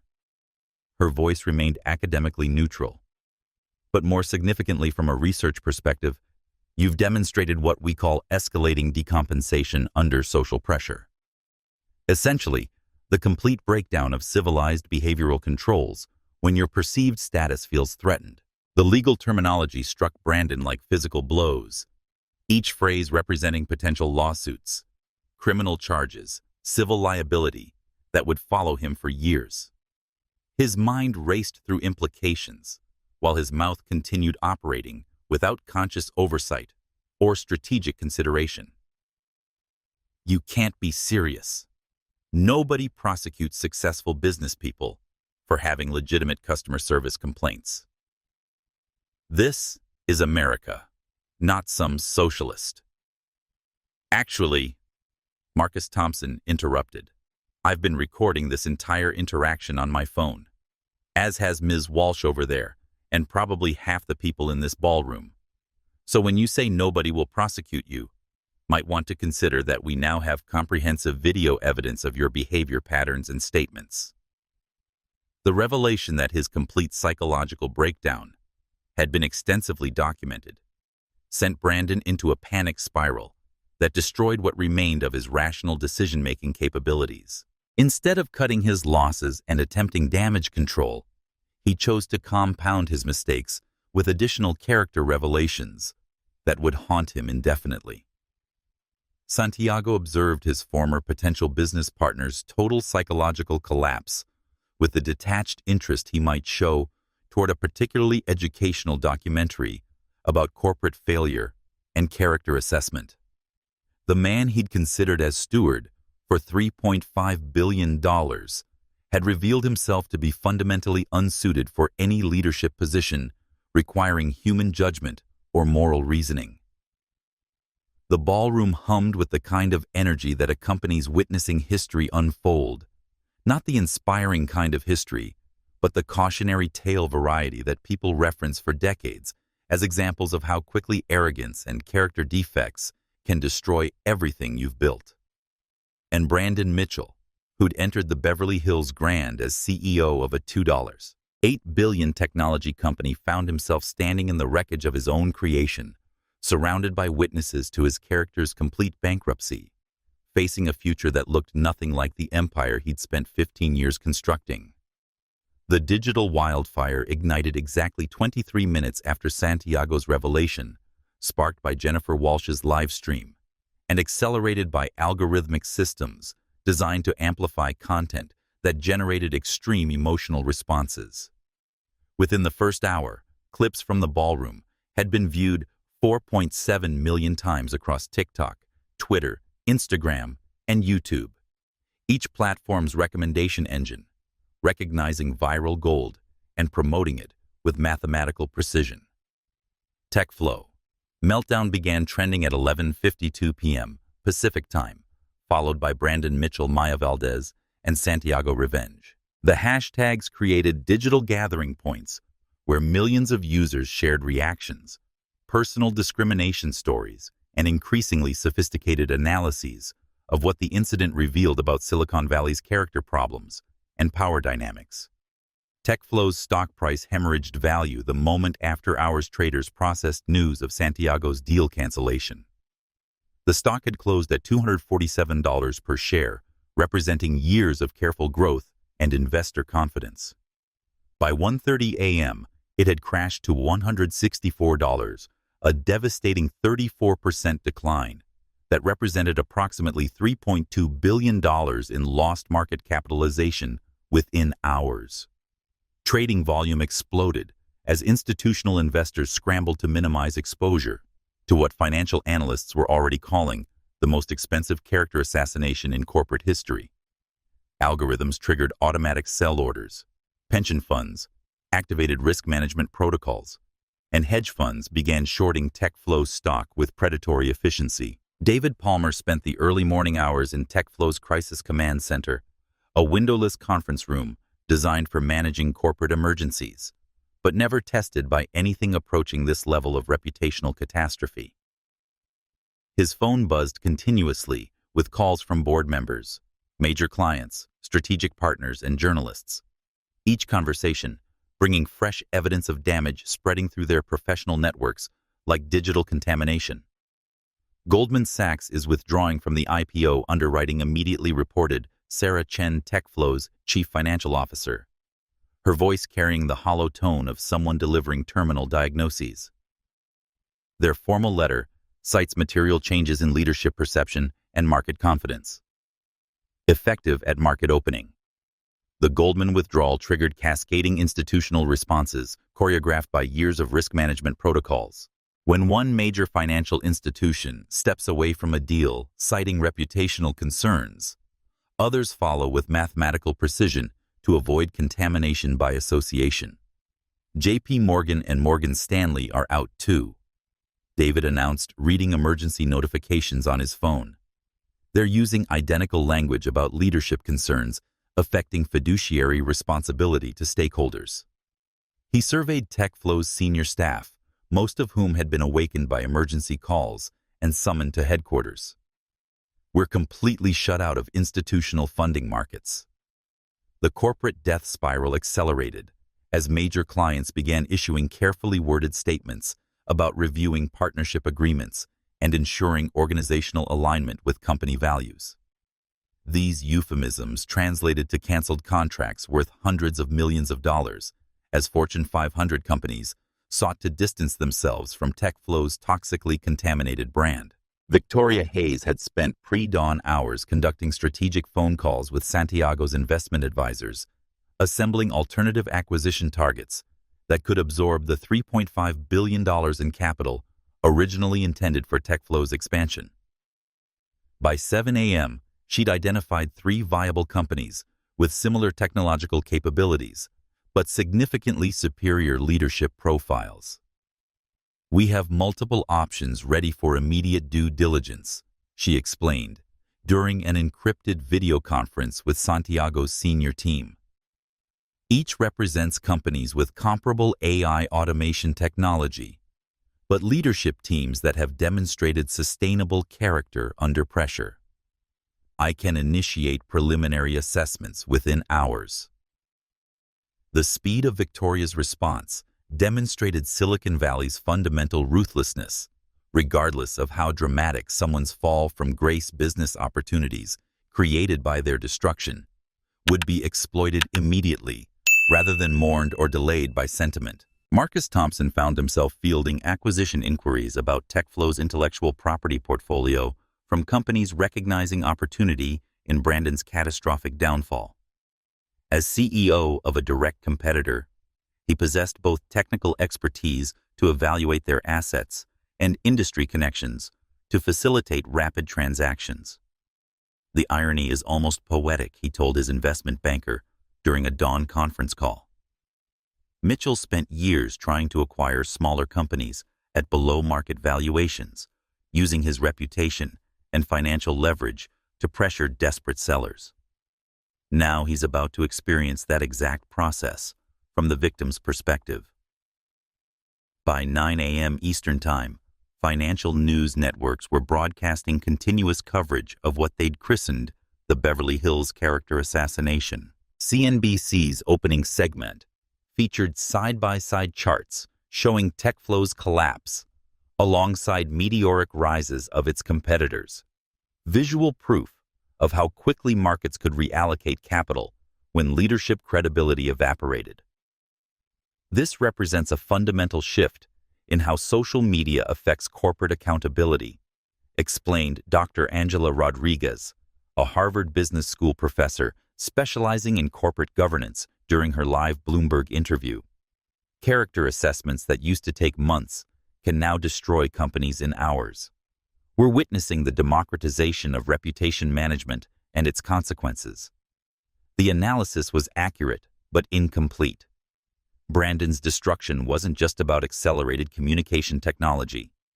It was about the intersection of documented evidence, viral distribution, and audiences, primed to respond to corporate arrogance with immediate economic consequences that couldn't be contained or managed through traditional public relations strategies. TechFlow's employee exodus accelerated as headhunters alerted by the company's vulnerability offered immediate positions at competing firms. The departures included crucial technical talent, whose loss would make any potential recovery infinitely more difficult than financial problems alone.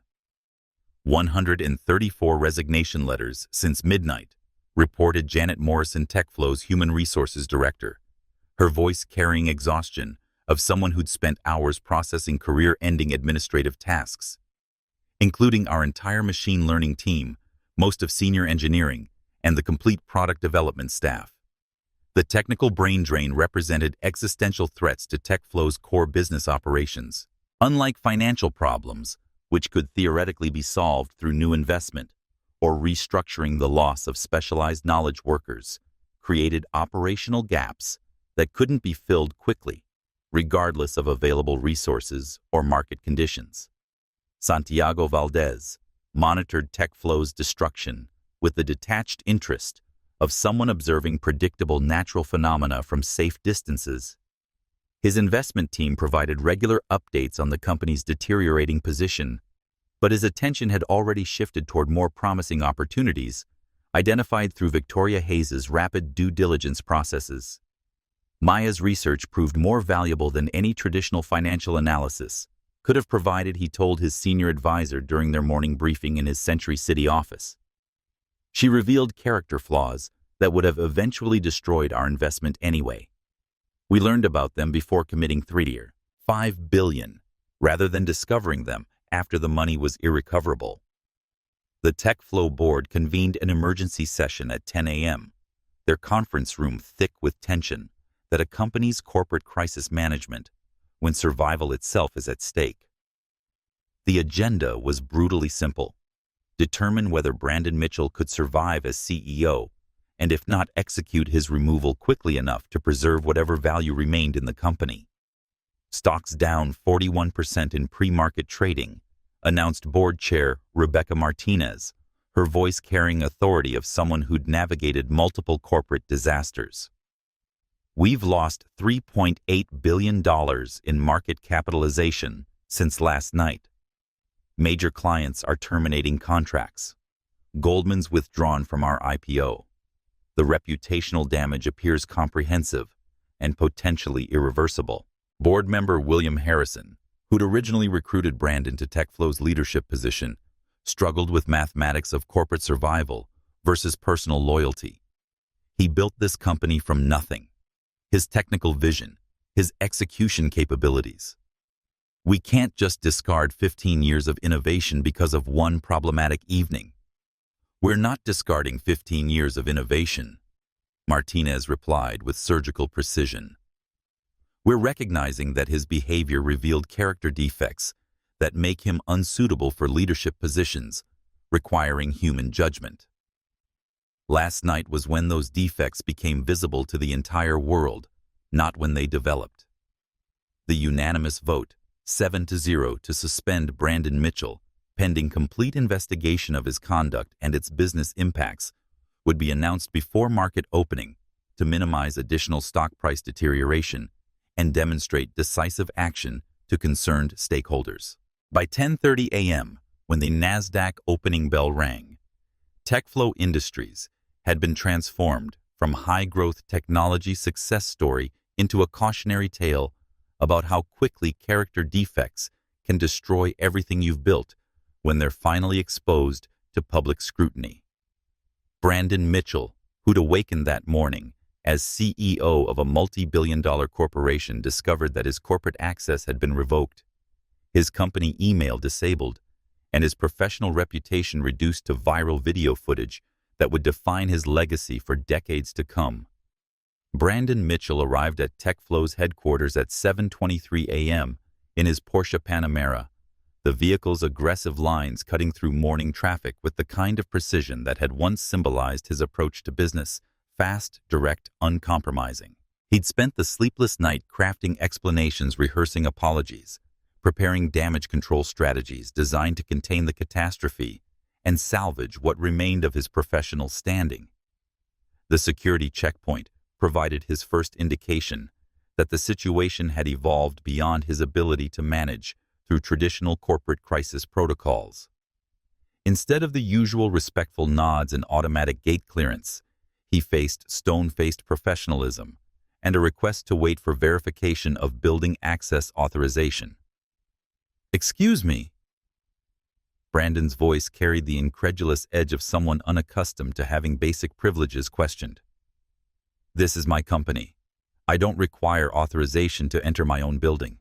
Miguel Santos, the senior security guard, who'd observed numerous executive rises and falls during his 23-year tenure, maintained perfect professional neutrality while delivering information that would fundamentally alter Brandon's understanding of his current position. "Mr. Mitchell, we've received instructions from the board of directors to escort you directly to the executive conference room upon arrival. Ms. Martinez is waiting with legal counsel." Rebecca Martinez had positioned herself in the glass-walled conference room with tactical precision, surrounded by attorneys and flanked by 2 additional board members, whose presence signaled formal proceedings rather than informal consultation. Her expression carried the controlled gravity that accompanies career-ending conversations conducted in corporate environments. "Brandon," she said, as he entered, her voice professionally neutral but unmistakably final in its implications. "Thank you for coming in early. We need to discuss last night's events and their impact on the company's viability and your position as chief executive." Brandon settled into his customary chair at the conference table's head, a gesture of assumed authority that revealed his continued misunderstanding of power dynamics that had shifted irreversibly overnight. His positioning suggested someone who still believed he could control outcomes through executive privilege and corporate hierarchy. "Rebecca, I appreciate the board's concern, but I believe we're overreacting to what was essentially a service complaint that social media has blown completely out of proportion." He began launching into prepared remarks designed to minimize damage. "I've developed a comprehensive response strategy that addresses. You've been suspended immediately and indefinitely." Martinez interrupted her words, cutting through Brandon's rehearsed talking points like surgical instruments through diseased tissue. "The board voted unanimously at 8:30 this morning. Your corporate access has been revoked, your company accounts frozen, and security will escort you from the building within 1 hour." The words struck Brandon like physical impacts, each syllable representing another piece of his carefully constructed identity, crumbling into irretrievable dust. His mind cycled through possible responses, legal challenges, shareholder appeals, media counteroffensives, while his mouth struggled to form coherent sentences under psychological pressure. This is completely insane. I built this company from a Harvard dorm room concept. My technical vision, my market execution, my leadership. You're destroying 15 years of innovation because some affirmative action hire complained about legitimate professional feedback. The phrase affirmative action hire exploded in the conference room's sterile atmosphere, like an incendiary device, confirming every fear the board had harbored about Brandon's fundamental character. Even facing career annihilation, surrounded by witnesses documenting his every statement, he couldn't resist revealing core beliefs about human hierarchy and racial superiority. James Chen, the legal advisor who'd spent early morning hours reviewing videos from the Beverly Hills Grand, leaned forward with predatory focus of someone who'd identified criminally actionable behavior. Mr. Mitchell, I strongly recommend you cease speaking immediately. Every word you're adding to this record will become part of the company's documentation regarding your termination for cause and potential criminal referrals. The mention of criminal referrals triggered panic responses that demolished Brandon's remaining rational decision-making capabilities. Instead of accepting legal counsel and minimizing additional damage, he chose to compound his mistakes with revelations that would provide prosecutors with comprehensive evidence of his character defects. Criminal referrals for having customer service standards, for refusing to accept incompetence just because it comes with diversity protection.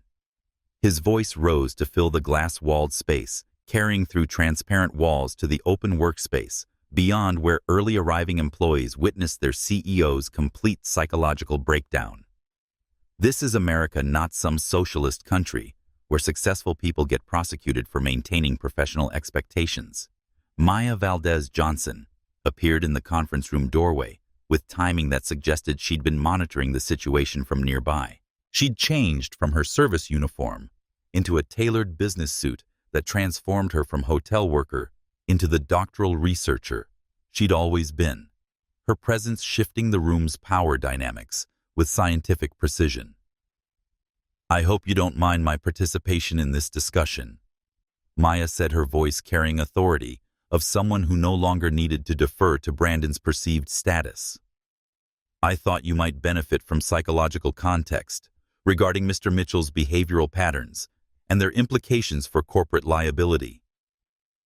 Brandon spun toward her with desperate rage of someone watching their world collapse in real time while being unable to stop the process. You have no legal right to be here. This is a private corporate meeting, not some academic seminar for your diversity studies research project. Actually, Maya replied with clinical precision that belonged in expert witness testimony, I have extensive legal standing here.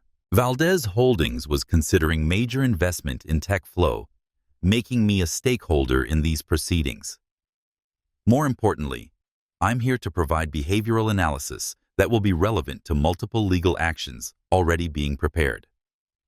The revelation that Maya possessed legal standing in corporate proceedings sent visible shockwaves through Brandon's remaining psychological defenses. He'd spent the night convincing himself that she was merely a service worker whose complaints could be dismissed through traditional legal strategies. Now he discovered she was Santiago's daughter and a behavioral researcher with comprehensive documentation of his discriminatory conduct. Rebecca Martinez gestured toward an empty chair, inviting Maya to join the proceedings with ceremonial respect that demonstrated how completely the power balance had shifted. Ms. Valdez, we'd welcome your professional insights regarding last night's events and their implications for corporate leadership assessment. Maya settled into the offered seat with practiced grace, her transition from target to expert witness, complete in every detail, except Brandon's ability to comprehend the transformation. She extracted several pages of handwritten notes from a leather portfolio documents that would evolve from academic research into legal evidence within hours. From a psychological perspective, Maya began her voice adopting the measured cadence of someone providing expert testimony. Mr. Mitchell demonstrated what behavioral research classifies as persistent antisocial trait expression. Under social stress, essentially consistent patterns of dehumanizing conduct toward individuals he perceived as lower status. This wasn't aberrant behavior triggered by unusual circumstances. This represents his authentic character when he believes his actions carry no meaningful consequences. The academic analysis was more devastating than emotional condemnation because it reduced Brandon's cruelty to observable data points that revealed fundamental personality disorders. Maya wasn't attacking him personally. She was categorizing his behavior with scientific detachment that transformed his prejudice into documented evidence of unfitness for leadership positions. The escalation pattern was particularly revealing. She continued consulting her notes with scholarly precision. Physical restraint when verbal dominance felt insufficient. Personal attacks designed to assert social hierarchy through humiliation. Discriminatory language revealing his core beliefs about racial and economic superiority. Finally, demands for my termination as an exercise of power over someone he considered fundamentally disposable. Each element in Maya's clinical inventory represented potential legal liability: assault charges, civil rights violations, workplace discrimination, intentional infliction of emotional distress. Brandon's evening of casual cruelty had created a comprehensive catalog of actionable behavior that would follow him through years of litigation and professional exile. Legal advisor Chen documented every point with focused attention of someone calculating settlement costs and criminal exposure. Ms. Valdez, would you be prepared to provide formal testimony regarding these behavioral patterns if legal proceedings develop? Absolutely, Maya replied without hesitation. I have extensive written documentation, video evidence from multiple sources, witness statements from numerous attendees, and behavioral analysis based on advanced psychological training. From an evidentiary standpoint, this case represents unusually comprehensive proof of discriminatory conduct and character unfitness. Brandon's face cycled through expressions like someone experiencing free fall without parachutes, his carefully constructed self-image crashing against documented reality of his revealed character. The woman he'd dismissed as an incompetent diversity hire had exposed herself as someone with education connections and resources to systematically destroy everything he'd spent 15 years building. This is completely insane, he repeated, his voice carrying hollow desperation of someone who'd exhausted all rational arguments. You're treating me like a criminal instead of a successful businessman who had legitimate service complaints. People spill things every day. It's not a human rights violation. Maya studied Brandon with focused attention. She might give to particularly interesting case study in abnormal psychology textbooks.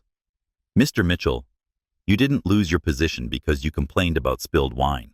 You lost it because you revealed who you become when you think nobody important is observing your behavior. The wine was simply the catalyst that allowed your authentic character to emerge under social pressure. Security personnel appeared at the conference room entrance, their presence marking the final phase of Brandon's corporate existence. Miguel Santos approached with the same professional courtesy he'd maintained for 5 years, but his role had shifted from protection to removal service.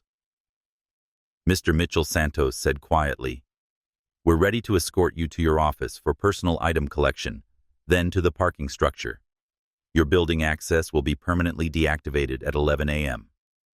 Brandon Mitchell, who'd entered TechFlow headquarters that morning as CEO of a multi-billion-dollar technology corporation, found himself being escorted from his own building like a terminated employee whose presence could no longer be tolerated by the organization he'd created. 3 weeks after the Beverly Hills Grand incident transformed her from doctoral student into Silicon Valley revolutionary Maya Valdez Johnson, stood in the 42nd floor conference room of Valdez Holdings's Century City headquarters, gazing out at a Los Angeles skyline that seemed different through the lens of her newfound influence. The city sprawled below like a circuit board of opportunity and inequality, its patterns of wealth and poverty creating stark contrasts that had inspired her research and now would fuel her professional mission.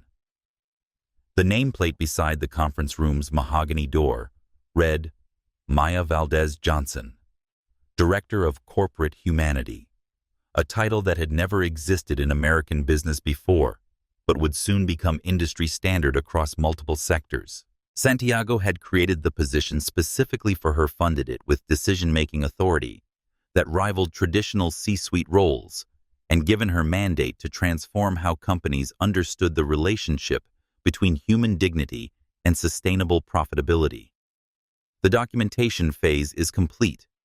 Maya told her assembled team of sociologists, business analysts, legal experts, and former service industry workers who would help translate academic insights into practical corporate policies. We have comprehensive proof that workplace discrimination creates measurable financial risks. Now we implement solutions that make dignified behavior economically advantageous rather than just morally preferable. The distinction was crucial to Maya's strategic approach. She understood that appealing to executives' better nature had limited effectiveness in competitive business environments, but creating financial incentives for respectful leadership could transform entire industries with mathematical precision and sustainable results. Elena Rodriguez had enthusiastically accepted Maya's offer to serve as Director of Field Operations, bringing 15 years of hospitality experience to developing training programs that would be tested in real-world environments before being scaled across Valdez Holdings's diverse portfolio companies. We begin with baseline dignity measurements, Elena explained, consulting comprehensive research protocols Maya had developed during her academic work. Anonymous employee surveys, behavioral observation studies, complaint pattern analysis, exit interview data, everything needed to establish quantifiable metrics for workplace respect and human treatment. The Invisible People Initiative. Maya's flagship program was designed to address the fundamental problem her research had identified: service workers, administrative staff, and other background employees were systematically treated as disposable resources, rather than human beings deserving professional respect and basic dignity. Dr. Angela Reyes, the Stanford industrial psychology professor Maya had recruited to provide academic credibility, presented preliminary data from pilot programs already operating at 5 Valdez Holdings subsidiaries. The correlation patterns are remarkable. She reported, her voice carrying excitement of someone who discovered genuinely revolutionary findings. Organizations implementing Maya's dignity protocols demonstrate measurable improvements in employee retention, customer satisfaction, innovation metrics, and bottom-line profitability within 90 days of implementation. The business case for human dignity was becoming mathematically undeniable, supported by data that corporate executives couldn't dismiss as social activism or political correctness. Maya had learned from Santiago that sustainable transformation required economic logic rather than just moral arguments. Change that made financial sense would outlast change imposed through regulatory compliance or social pressure. Marcus Thompson had evolved into an unexpected strategic ally, his Portland Dynamics serving as beta testing site for several of Maya's most innovative workplace culture assessment tools. We've identified behavioral patterns that traditional HR metrics completely miss, he reported during their weekly video conference. Managers who demonstrate disrespectful treatment of support staff consistently underperform on team productivity measures, customer retention scores, and innovation development timelines.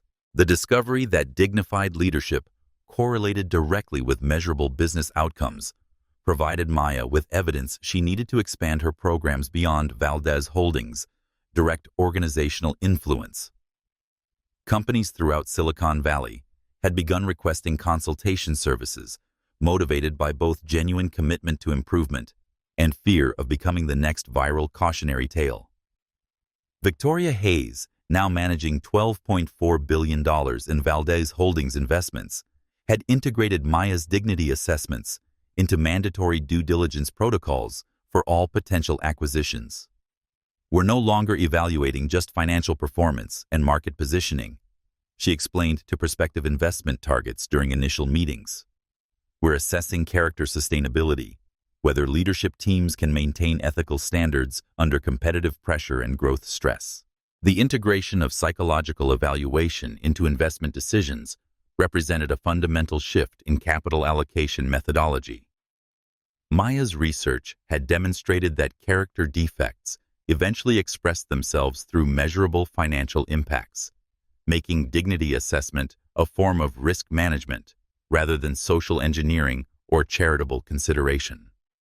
Jennifer Walsh, whose live stream had catalyzed Brandon's destruction, had partnered with Maya to develop social media monitoring systems that could identify potential workplace discrimination incidents before they exploded into viral disasters.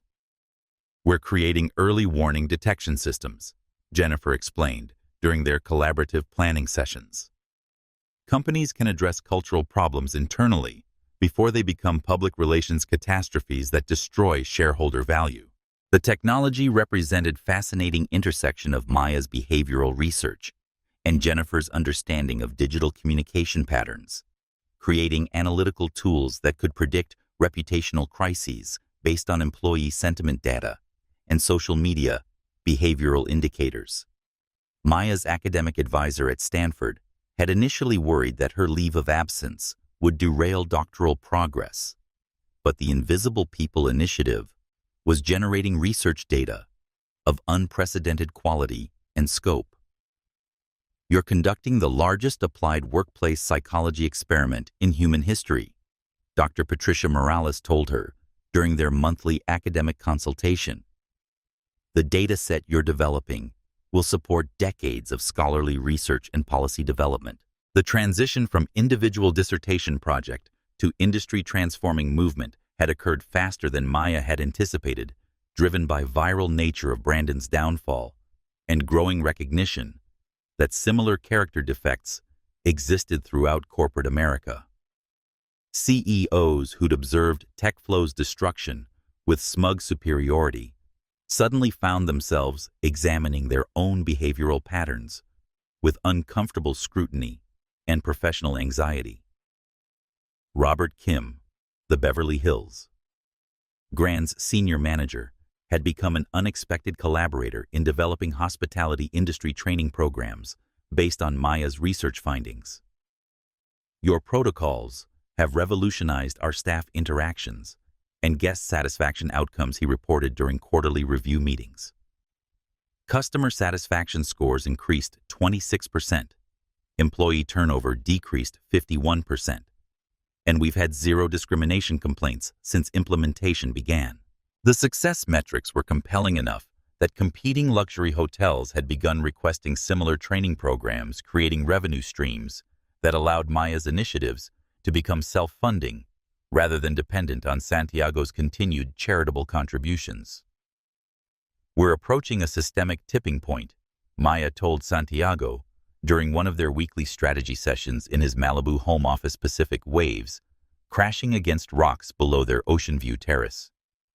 Companies are beginning to compete on dignity metrics the same way they compete on customer service ratings. Market forces are starting to reward respectful behavior and punish discrimination automatically without regulatory enforcement. Santiago nodded with satisfaction of someone who'd watched his daughter transform personal trauma into societal change that would outlast both their lifetimes. You've accomplished something remarkable, mija. You've made kindness profitable and cruelty expensive. That's how permanent transformation occurs in capitalist systems, when doing the right thing becomes the financially smart thing. Maya's success hadn't come without personal costs. The transition from private researcher to public advocate had brought media attention, speaking requests, and celebrity that complicated simple activities like grocery shopping or dining out. But she'd learned to navigate public visibility the same way she'd learned to navigate Brandon's cruelty, with strategic thinking and unwavering focus on long-term objectives rather than immediate comfort. The woman who'd endured systematic humiliation while serving wine had evolved into someone capable of reshaping entire industries through applied psychology and strategic business intervention. But she'd never forgotten the fundamental lesson that power's true measure wasn't what you could take from others. It was what you chose to give back to create lasting, positive change. The transformation cascaded through boardrooms where Maya's name was spoken with the respectful caution usually reserved for federal prosecutors and securities investigators. Within 8 months of Brandon Mitchell's viral destruction, the Valdez Standard had become industry shorthand for comprehensive workplace dignity assessments that determined whether companies deserved investment capital, strategic partnerships, or basic social legitimacy. Fortune 500 corporations implemented dignity training programs with urgency typically reserved for cybersecurity threats, driven less by moral enlightenment than by terror of becoming the next cautionary tale. Chief executive officers who'd built careers on aggressive leadership discovered themselves enrolled in empathy workshops, not because boards demanded character development, but because insurance companies required risk mitigation against reputational catastrophes. The speed of behavioral modification has been extraordinary, observed Dr. Angela Rodriguez during her Harvard Business Review analysis of industry-wide cultural shifts. We're witnessing the first time in corporate history where character assessment has become standard business practice rather than optional ethical consideration. Maya's research proved that dignity violations create quantifiable financial liability. Goldman Sachs, which had withdrawn from TechFlow's IPO, issued comprehensive investment guidelines requiring psychological evaluation of leadership teams as standard due diligence procedure. The protocols developed through consultation with Maya's research team included behavioral observation studies, stress response testing, and detailed analysis of how executives treated personnel they considered invisible. "We're not eliminating competitive leadership styles," explained Goldman's managing director Patricia Williams during a CNBC interview that became required viewing at business schools nationwide. "We're identifying the crucial difference between strategic assertiveness and pathological cruelty." Maya Valdez demonstrated that certain personality traits are financially disqualifying, regardless of technical competence or market performance. J.P. Morgan Chase and Morgan Stanley rapidly adopted similar policies, creating competitive advantages for investment banks that could demonstrate superior character assessment capabilities. The financial industry's embrace of dignity metrics represented a fundamental shift from short-term profit maximization toward sustainable value creation based on human capital optimization. Silicon Valley's venture capital ecosystem experienced the most dramatic transformation as startup founders discovered that securing funding now required demonstrating respectful treatment of all employees, regardless of hierarchy level. Kleiner Perkins Sequoia Capital and Andreessen Horowitz began conducting surprise workplace culture audits, dispatching investigators to observe how founders interacted with janitors, food service contractors, and administrative support staff. The traditional model was fundamentally flawed, admitted Mark Andreessen during a Stanford Graduate School of Business symposium that drew record attendance. "We were funding brilliant sociopaths and expressing surprise when they created toxic environments that eventually imploded." Maya's research demonstrated that character assessment is actually sophisticated risk analysis disguised as moral evaluation. Technology companies that previously competed on innovation speed and market dominance found themselves marketing workplace dignity scores as competitive differentiators. Google, Microsoft, and Apple began publishing annual humanity reports documenting their treatment of contractor service workers and lower-tier employees, with transparency previously reserved for environmental sustainability metrics. The hospitality industry underwent perhaps the most visible transformation, as hotel chains recognized that viral incidents like Maya's experience could destroy brand value faster than traditional marketing could rebuild it. Marriott, Hilton, and Hyatt invested millions in comprehensive staff training programs designed to prevent any guest from experiencing the systematic humiliation Brandon had inflicted. We learned that our reputation depends entirely on how our guests treat our employees, explained Marriott CEO Anthony Capuano during an industry conference that established new standards for customer behavior policies. Maya's research revealed that tolerating discriminatory guest conduct reflects on our institutional values, so we now maintain behavioral databases and reserve the right to refuse service to individuals who demonstrate disrespectful patterns. The policy represented revolutionary shift in hospitality philosophy, from the customer is always right to some customers are too expensive to serve.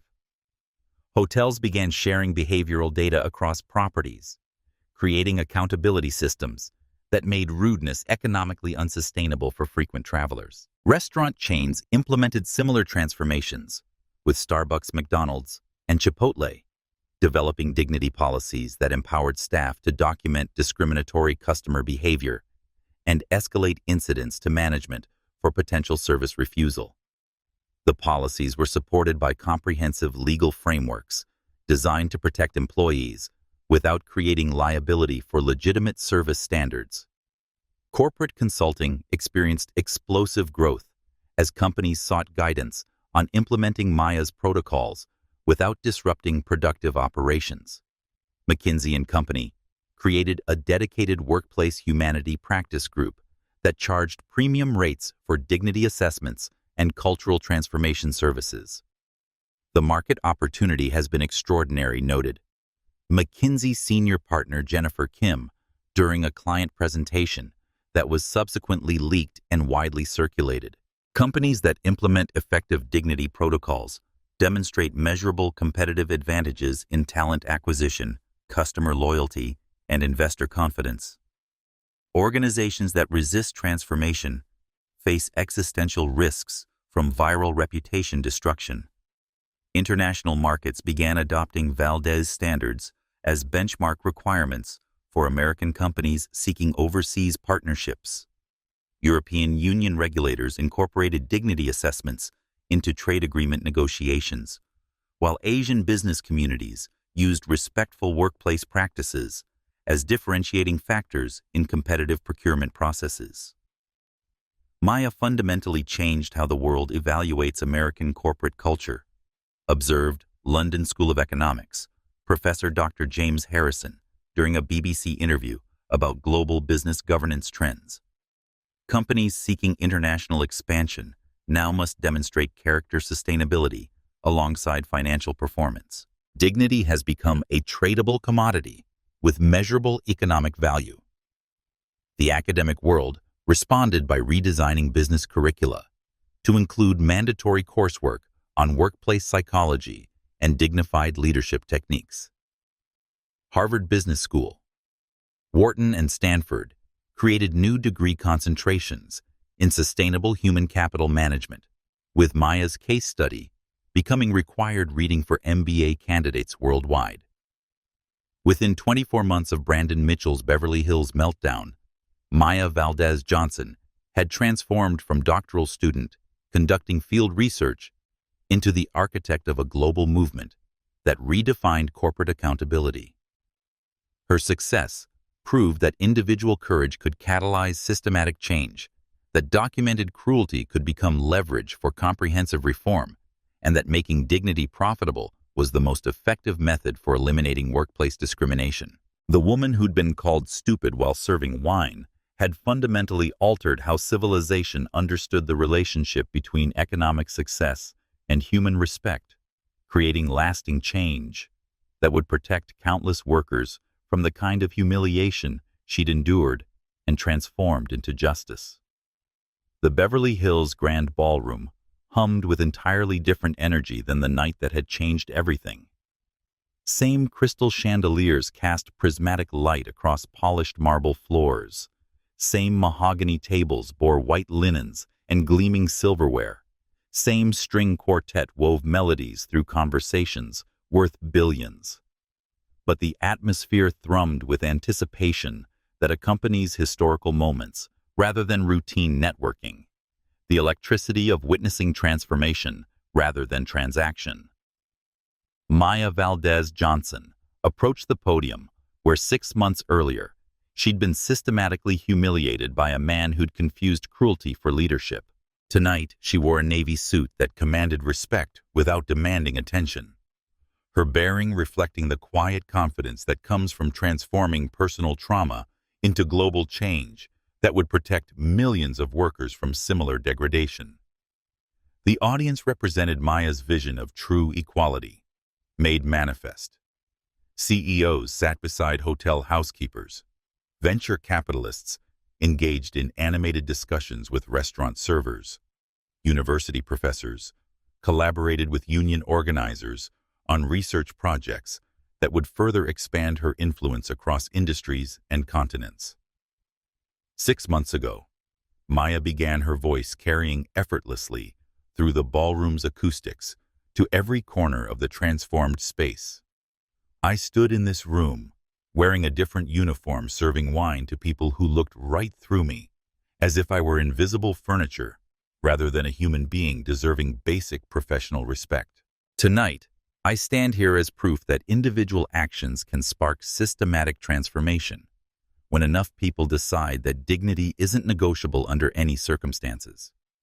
The opening drew sustained applause, but Maya observed something more meaningful than audience enthusiasm. The way people looked at each other during the ovation, recognizing shared commitment to principles that transcended professional hierarchy and economic status. Santiago Valdez occupied table 1 with unmistakable pride that went far beyond business success or financial achievement. Surrounding him sat the investment team that had redirected $8.7 billion toward companies demonstrating measurable commitment to workplace dignity, their portfolio now serving as proof that ethical leadership generated superior returns compared to traditional profit maximization strategies. Elena Rodriguez, now overseeing dignity programs across 17 countries, presented data from pilot implementations that had transformed workplace cultures in hospitality, retail, healthcare, and technology sectors. The statistical correlation between respectful leadership and business success is no longer theoretical, she reported to the captivated audience. We have comprehensive evidence that treating people with dignity creates measurable competitive advantages in every metric we've studied. Marcus Thompson had traveled from Portland specifically for tonight's announcement, his company having evolved into a showcase for how Maya's protocols could be integrated into existing operations without disrupting productive workflows. Maya didn't just transform how we treat support staff, he explained during his presentation. She taught us that character assessment prevents expensive problems before they explode into public relations disasters that destroy shareholder value. Victoria Hayes announced establishment of a $4.2 billion investment fund dedicated exclusively to companies passing comprehensive dignity assessments developed through Maya's research.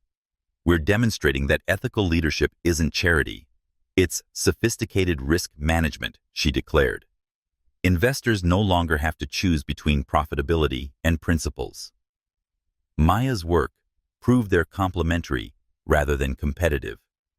Jennifer Walsh, whose live stream had catalyzed Brandon's destruction, had partnered with Maya to develop social media monitoring systems now used by Fortune 500 companies to identify potential discrimination incidents before they became viral catastrophes.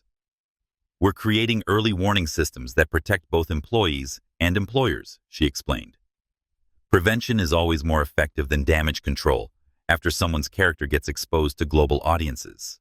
The evening's most powerful moment came when David Palmer approached the microphone, his presence drawing surprised murmurs from audience members who recognized him as Brandon's former human resources director. I was there that night, he said quietly. his voice carrying the weight of personal accountability. I watched Maya being humiliated, and I remained silent, because I feared for my career more than I cared about basic human decency. Palmer's confession resonated throughout the ballroom because it acknowledged uncomfortable truths most people preferred avoiding. That transformation required individual responsibility alongside systematic change, that bystander complicity enabled discrimination as much as active participation. Maya's protocols gave me tools to prevent situations I should have intervened in years earlier. He continued, his voice gaining strength.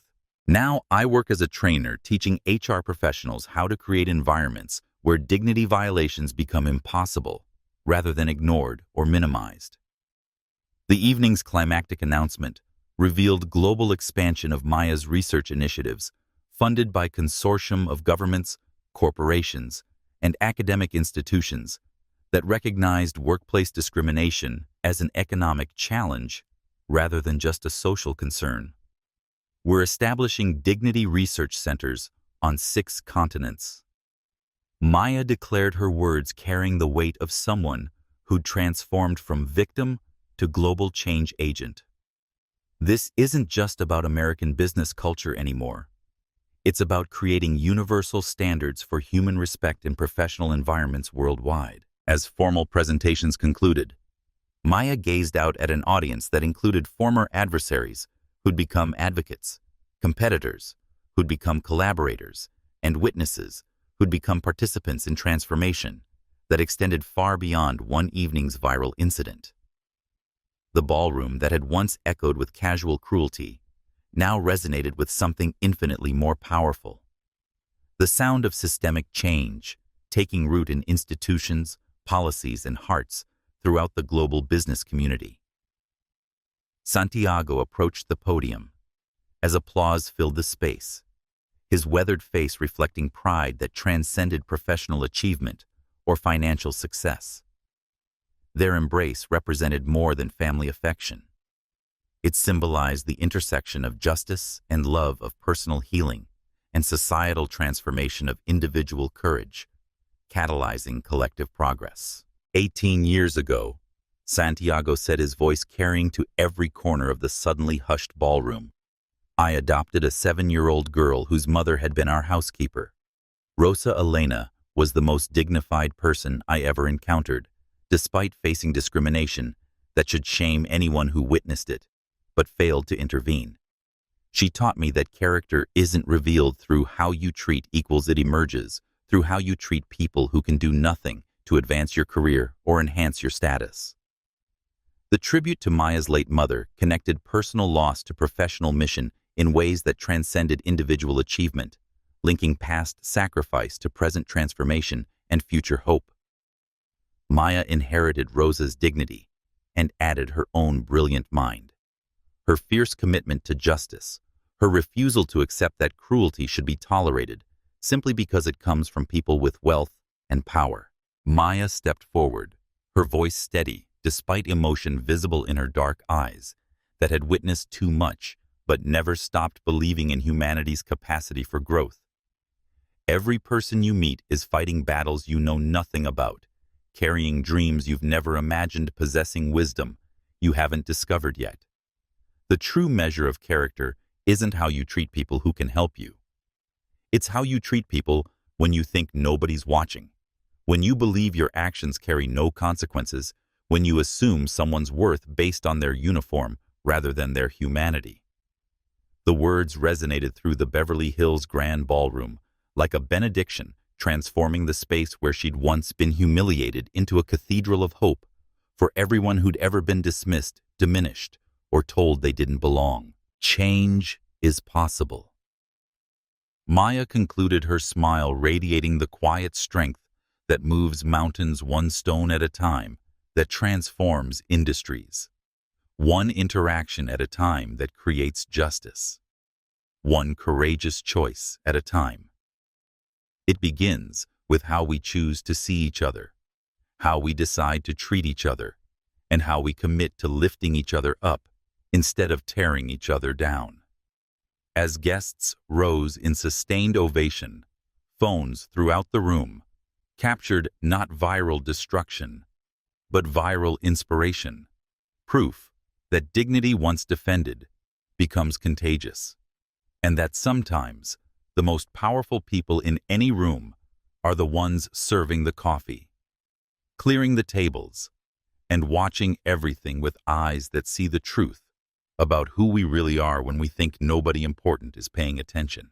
If this story moved you, if you believe that everyone deserves to be treated with dignity, regardless of their job title or background, then please hit that like button and share this video with someone who needs to hear it. Subscribe to our channel for more stories about courage, justice, and the power of standing up for what's right. Because Maya's story isn't just about one night in Beverly Hills. It's about all of us and how we choose to treat each other when we think nobody important is watching. Your voice matters. Your actions matter. And sometimes the smallest act of kindness or courage can change everything. Thank you for watching, and remember, dignity should never be optional.